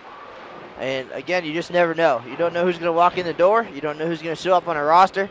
And you don't know when that big moment's going to come. We've had so many over the years. So back in 2010 at the women's, actually 2 titles went down on the very last squad as well. The Ruby doubles and Sapphire all events, I want to say off the top of my head, went down that last squad, as well as a few other folks making a run at the Diamond singles. It's a pretty exciting way to end the tournament. It always seems like the women's ends very strongly. In my few years here in 2009, we had our lone 300 on, I want to say day 97 or 98 of the 100-day event. Lindsay Bonificini out of San Diego. 2010, obviously Krishna Howard as well. Matt just mentioned her. 246, 246, 300, 792 for the scratch singles, and with their handicap, 858, I want to say, for the Diamond singles lead. And about day 97, almost a year to the day of one, another one came around, and then obviously on the last day, the Ruby doubles and Sapphire all events going down. So once again, no lead is safe here in Reno this year. And of course, next year it's going to be, twice as hard to track because we're going to go from 3 divisions to 6. But thank you. All scratch competition. You don't have to necessarily worry about that. The entering average obviously is what gets you in the division, but then we don't have to worry about having handicap thrown in. And I mean, there's been some positives to it. We looking at numbers, especially the first couple of years. I think a lot of people felt in the Diamond division that having 100% of 220 was going to be too much. But when you really look through the top 10, top 20, you saw a good mixture of averages. I mean, especially with Jody. Jody shot 23-30. 23. Scratch. But Well, that doesn't happen every year. But I think looking at the breakdown of the teams, and especially last year, maybe revisiting those divisions and the average breakdown is certainly a good idea, and looking forward to the changes down the road. And I know a lot of players are too. We thought the handicap would maybe bring in some different bowlers, and that hasn't happened. But maybe more divisions and scratch competition will. And I think the handicap part, not that everybody sees it, but being here on a daily basis, it raised the level of confusion. You might have a bowler that's on a team and averages 140 something, only gets a couple of pins handicap because their average is based off of 150 or in the one division, and then they bowl with somebody who's 20 pins higher, and that person's getting more handicap because their average is based on a higher number in a whole different division. And so it definitely raised a lot of confusion also for the ladies that look at it. I mean, a lot of our ladies just come. It's a great social environment. They're just here to have a good time. Sometimes I think the bowling just gets in the way. I'm telling you, the key to success here at the Women's Championships, coffee and donuts for everybody. Certainly we are looking at ways to enhance our squad room experience. Obviously we'd like to have everybody in there. We recognize all of our longtime participants in the squad room with the chevrons and the plaques. We like to cover our rules and policies so the ladies have an idea of what to expect when they're on the lanes. We don't want them to be surprised if a score monitor walks up and says, we don't allow powder on your bowling shoes or whatever. So we cover all that in the squad room. And then, obviously that's where we do our team photos and get into your brackets. And we just need to have people in there. It helps us run the tournament smoother. And the sooner they can get here and get checked in and get all that stuff taken care of, the better we operate. It just helps us run a better event. So the more the ladies help us, in turn, we end up running a better tournament for them. If we can find ways to make the squad room just a little bit more inviting and maybe a little more sociable, that's what we're looking at for down the road. Coffee and donuts is the answer, according to Matt Cannizzaro, which is fantastic. Well, we did do, I got to say, about a week ago, we did have our special occasion where we celebrated the 67th consecutive tournament appearance by Minnie Tavaska. Well, you guys have to be doing something right if Minnie's going to come back 67 years in a row. Yeah, there you go. So yeah, we threw. I kind of looked at it. The theme of it was just kind of like a little birthday party, even though it wasn't our birthday. It was just a way to celebrate such an amazing accomplishment. We went out and bought some snacks and put them in the squad room and purchased a bunch of mini cupcakes. No pun intended for all the bowlers and the staff, and just celebrated Minnie being here a little bit different than we have in years in the past.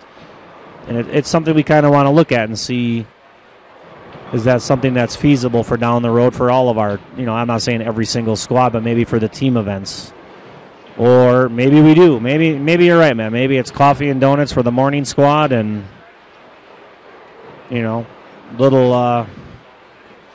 little sandwiches for the ladies coming in at lunchtime. And well, I mean, just looking around at the demographic and just the feel of the environment here, it's different. It's a little bit less competitive environment than the Open Championships. You see, there's no doubt, the camaraderie, the socialization. We talk a lot about the women exchanging gifts in the bowling circle. I've even taken calls where, they'll come with groups of teams, 4, 5, or 6, whatever, and they don't want to bowl together. They want to bowl with strangers. They want to meet other people from other places. And that's their goal coming out. Yes, they want to compete. They want to win some prize money, but it's so much more than that. And, if we play to those strengths, and they're always dancing, they're laughing, they're always dressed alike, they look great. We talk about that every time, but it's a totally different feel, and the pressure of, winning the Eagle, and if they want that, then they go to the Open Championships. So the environment here, a little bit different and a little bit more laid back. And, we can exploit that and make this event even better moving forward. And sometimes I think, some of the bowlers who maybe are here to be a little more competitive, like the ladies we're watching, I mean, yes, are they here to win? Yeah, I guess. They're here to put up the best number they can, competing against the other, however many other teams are capable of winning the scratch portion of the tournament. If they win the diamond with handicap, that's a bonus. But they're still here to bowl as a team and have a good time. I think sometimes other teams are maybe a little intimidated by that. And I just don't think that's the intent. These ladies want to come out. They want to compete. They do look at it like it's a little bit more like the Open. It's still a national championship as far as the competitive level to them. But it's still a handful of friends that are here to bowl and have a good time. It's just that they're a little bit more on the competitive side. And sometimes it's hard to get it all to interact together, I guess. Get the ball out here, but there's not enough to have, say, a special scratch squad or whatever. We'd never be able to accomplish anything like that. So yeah, we try to do a little bit for everybody. We try to make it feel like it's that competitive national level for the slightly more serious teams, and yet we want to make it fun and inviting for all the rest of the ladies who are just here to have a social time and enjoy their 2 or 3 days here to bowl and do what other fun and trouble they can get into in Reno. Well, let's get a quick recap. A lot of folks still with us and some just joining us. This is Game 3, winding down here at the 2013 USBC Women's Championships. We're at the Reno-Sparks Convention Center behind lanes 27 and 28. We're watching Coefficient of Friction, the defending scratch team champion. Does not look like they're going to repeat here in 2013, but their names still hanging above the lanes here, and they're going to put up the best effort they can, of course. Nothing like being a champion at a national event. That's something that will never be taken away. The prize money may be spent, but they'll forever be part of the history at the Women's Championship. So no matter what happens today and no matter what they feel afterwards, certainly an accomplishment to be very, very proud of. So thank you, everybody, for joining us today. This is Matt Canizaro, Aaron Smith, and Eric Pearson here at the RSCC. Let's watch the end of game number 3. Jackie changed to that goal ball about what, mid-game? Probably about 4 or 5 frames ago. So she had a couple balls that kind of barely got the 10 out. That one hit with a lot of authority. So definitely migrated left with the... Went to something with a little I wouldn't say weaker ball, but... A little less surface. Something shinier, something with a little more, bite to it down lane, as that ball is known to have. Very responsive to the friction I've heard, and slightly non-responsive to where there's some oil. I think a lot of times you need to see that ball roll a little bit more even. You might even need a little surface on it, but I don't believe that's what it's made for.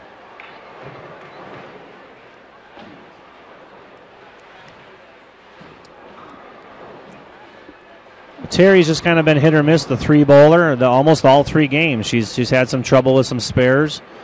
She's throwing some good shots, and then just looks like she just kind of loses her rhythm, and she just can't put 3 or 4 good shots together, and that just turns into a struggle. That's no fun to do that.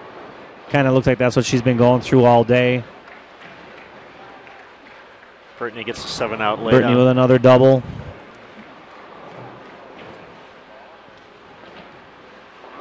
I still think somewhere here in this 10th frame, obviously, she's only going to have a field ball opportunity, but I think she needs to throw something else, for, if nothing else, for education for doubles and singles. So, if they come in tomorrow and they're following another team and they migrate to this point of the lane, could she get something in her hand that strikes a little more often? Or if they come in tomorrow and they catch fresh and they bowl their doubles and singles, they're all in the same pair, just as we are at the Open.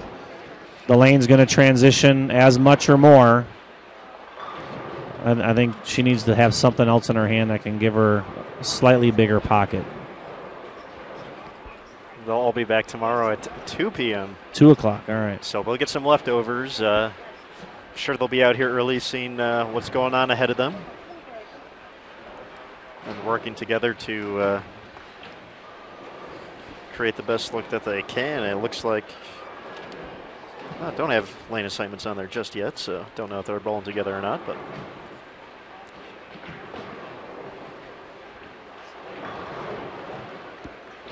yeah, we're nearly in the 10th frame here. Coefficient of friction looking to finish off strong. 4 out of 5 strikes in the foundation frame. Well, it looks like Eagles Edge Pro Shop and Some Strike It Hot can go celebrate one more day at the top of the leaderboards in the Scratch and Diamond team events here at the Women's Championships. One more squad at least. We still got a full day here of competition, so you never know what's going to happen. But well, a celebratory lunch. How about that? And then come back just in time to watch on xbowling.com. You can check out the latest scores even when we're not live on the air. You can check out the scores each frame by frame as they unfold here at the Women's Championships. Go to xbowling.com, select the Women's Championships, and you can watch every lane in the house and see how the pins are falling. I know a lot of those players certainly tune in when they can, especially when they know there's a top team in town. So we haven't talked about it much, but their companion team, Leverage Point, actually putting together a stronger Game 3 here. Cindy Abasta still has the 240s out there, quietly having a very nice game. So leadoff bowler Tana Porcayo going to be in the 2 teens, so looking to surpass their previous game total of 953.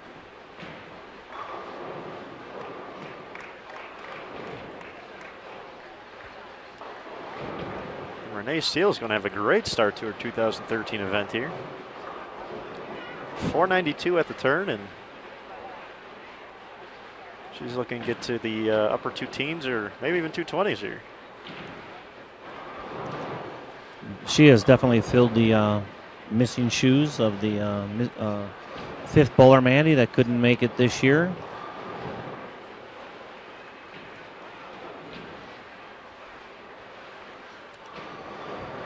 Was she clean the first game? You know what? I believe she had an open early. I'm not 100% sure.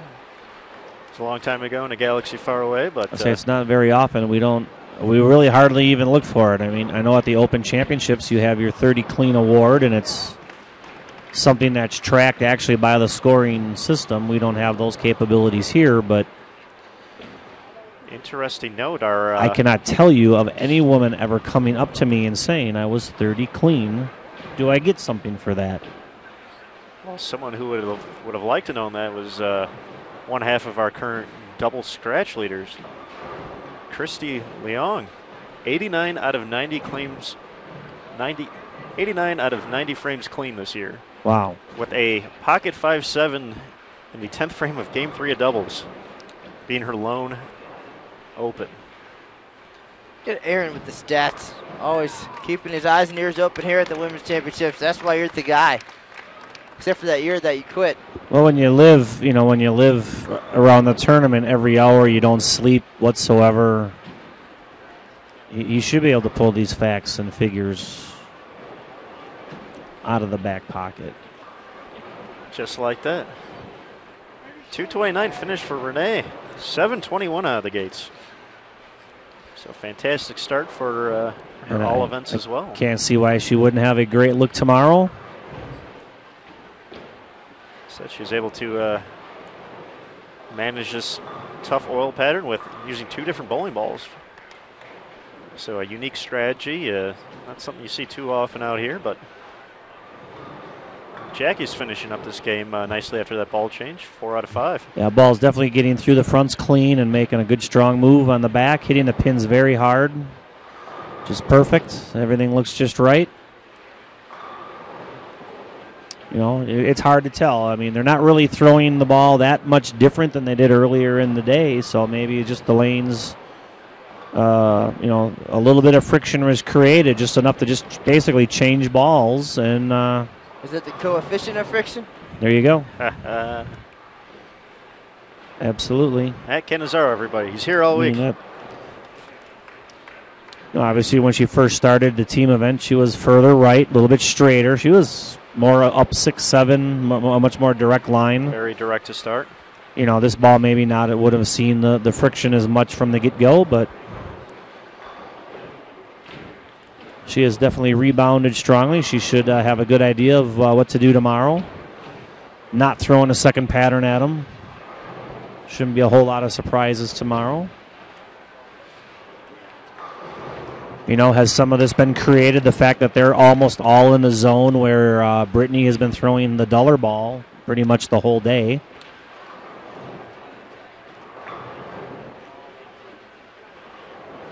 With that 221 finish, Jackie will get to 592, which is pretty nice after a 156 opener. So she definitely got more comfortable as the day progressed and was able to put some strikes together, make up some early opens.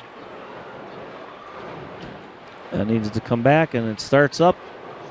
Get the 7. Shook the 7 out. Shake and bake. Be nice to see Terry finish with a 4-bagger here with a good positive finish. Like I said, she's had her share of really good shots and been around the pocket. Just a lot of corner pins, and I don't know. I think maybe 2 or 3 10 pins. She's kind of pulled the ball by.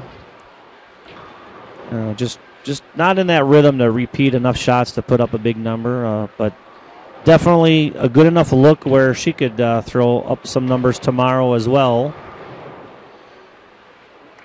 And maybe with her ball speed, maybe she could be a little further left. Maybe she's just not trusting that if she was a little deeper around the lane, she'd get the ball back, but I don't think she'd have any trouble. Her ball speed should let the ball read plenty on the back ends.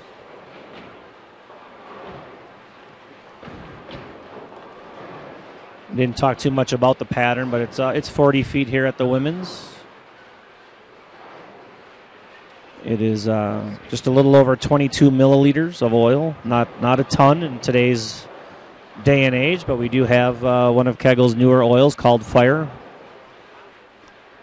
It holds up very well. It's just a little bit more of a hookier oil than the ice we're using at the Open. Speaking of which, we have an exciting weekend planned. The Zodiacs coming to town. About that, let's talk a little bit about that. Already in town. Zodiac. A little bit of a. Aren't we supposed to be at a dinner right now? A or party lunch? this afternoon, bringing the We crawfish from Louisiana. Always fun to see them. I think we're going to talk about them on Bull.com this year. We haven't done that in a while. But you want to talk about a fun group of folks. Always dressed in costumes and just out here to have a fantastic time, do a little bowling as well. We were going through their Facebook page a little bit yesterday, showing one of our new guys, Jimmy Schrader. Just a little bit about history. I don't think he's got the chance to meet him. But Eric, we certainly have gotten to know the Zodiacs well over the past few years, and we have the lipstick marks on the forehead to prove it. You got that right. I'm expecting that on Sunday, right? 6 o'clock Sunday. Zodiacs from Louisiana. New Orleans. Quite a unique bunch of ladies that have. We looked up all their records yesterday. There's a couple ladies that their years of participation are only in the teens. I believe 16 and 14. But then the other three, one is in her mid-30s for years of participation. One of their bowlers, I believe, is reaching 48 years of participation this year. So the plan would be for her to hit the 50 mark in 2 years here at the stadium.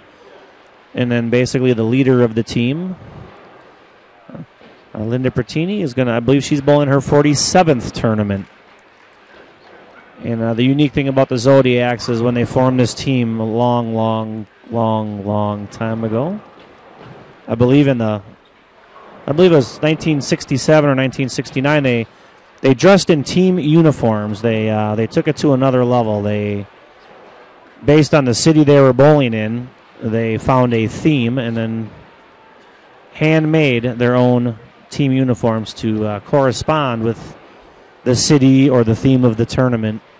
One simple example, the year the tournament was in Kansas, they all made handmade dresses and all came in looking like Dorothy. That's one of the photos we saw yesterday with the skirts page. and the red sparkly shoes, and they go out of their way every year.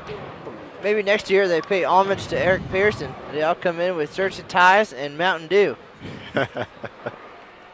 The Eric Pearson themed team here at the Open Championships. But Linda never tells us what they're wearing in any given year. They don't tell us. So it's always a surprise. Nowadays it's all handmade slacks and shirts, and then lots of various patches, sequins. You name it. All sorts of things attached to their uniform. They bring beads and throw them around the squad room. They bring a little gift every year, and we choose a lane and bowler that they present the gift to. I believe Linda said as a group, the actual team name Zodiacs, and obviously they have the Zodiac symbol on the back of the uniform every year. But of course. And I believe she said they started that tradition 45 years ago. So, not that all of them are still there, but two of them are still on the team, obviously, reaching 47 and 48 years at this year's tournament. So, and that news will be, we'll talk to them in a few days, and you can see that on bowl.com. But we're all wrapped up here as Coefficient of Friction falls short of defending their title. Still a very admirable effort to finishing the last game. 1,007 for a 30-77 total. Crossing team leverage point, 990 for 27.75. Renee Steele leads the way for Coefficient of Friction with 721. She's followed by Brittany Hillman, 623. Kim Power, 621. Jackie Wyckoff, 592. And Terry Steins, 520 to get to that number. All right, Aaron Smith's going to talk to these folks, and we'll have a recap of their title defense and get some of their feelings on getting their awards in the squad room, coming out as the defending champs, and what it takes to step up on the approach. Knees knocking, perhaps, thinking about 2 in a row. Yep, still a very good showing. I think they came out, they're a little bit, maybe, I don't want to say nervous, but just a little bit on edge that first game. Really didn't get into a real good rhythm to get started. A few early opens. Maybe not necessarily repeating shots at the get-go, but definitely stayed focused and got it all going the second game. They had a really nice game. It could have been a really, really big game with was it the 8th frame they struggled? Ninth frame. But still put up a good number, still bowled a good, solid third game there, and I think they're going to walk away saying, you know what, we missed too many spares early, and we just didn't get lined up and comfortable fast enough. But when it's all said and done, we put up a very good number. We bowled very well, and we're looking forward to tomorrow. I think they should be very happy with what they did today. They bowled good. All right, and there you have it, folks. The defending scratch team champion, Coefficient of Friction, just under 3,100 here in their title defense. Not going to take home a second consecutive title, but nice performance. And we want to thank Eric Pearson, Women's Championships Tournament Manager, for joining us on today's broadcast. And as always, Aaron Smith, the man with the plan and the stats, sitting in the booth. And we'll be back with you guys on June 2nd. We'll have some talented collegiate players over at the Open Championship, so stay tuned for that. You can find the live stream schedule on bowl.com down the right side of your screen, or go to bowl.com/livestream. If you want to know anything about the Open or Women's Championships, each event has a page on bowl.com. Check it out. Scores, news, notes, pictures, photos, you name it, everything on there for your viewing pleasure. Guys, thanks for having me. It was great being able to talk. We did a little bit different today, being able to stay in the whole time and talk about a lot of good things that are coming up. And the power didn't go out. And the lights stayed on, and we're bringing out the 2 o'clock. I can't believe we just sat here and talked for 3 hours. You guys do this all the time? All the time. 30 times a year at least. Unbelievable. And more all over the world. Lucas Wiseman headed to the Senior Masters coming up. Check out the schedule for that on bowl.com. A lot of great events down the road. The U.S. Open just a month and a half away, so we'll be all over town, and we'll be here in Reno until July. The Women's Championships concludes on July 1st. The Open Championships on July 7th. All those exciting conclusions coming up, and that's going to do it for today from the Reno-Sparks Convention Center 2013 USBC Women's Championships. Folks, that's the news for now. We'll see you on the lanes.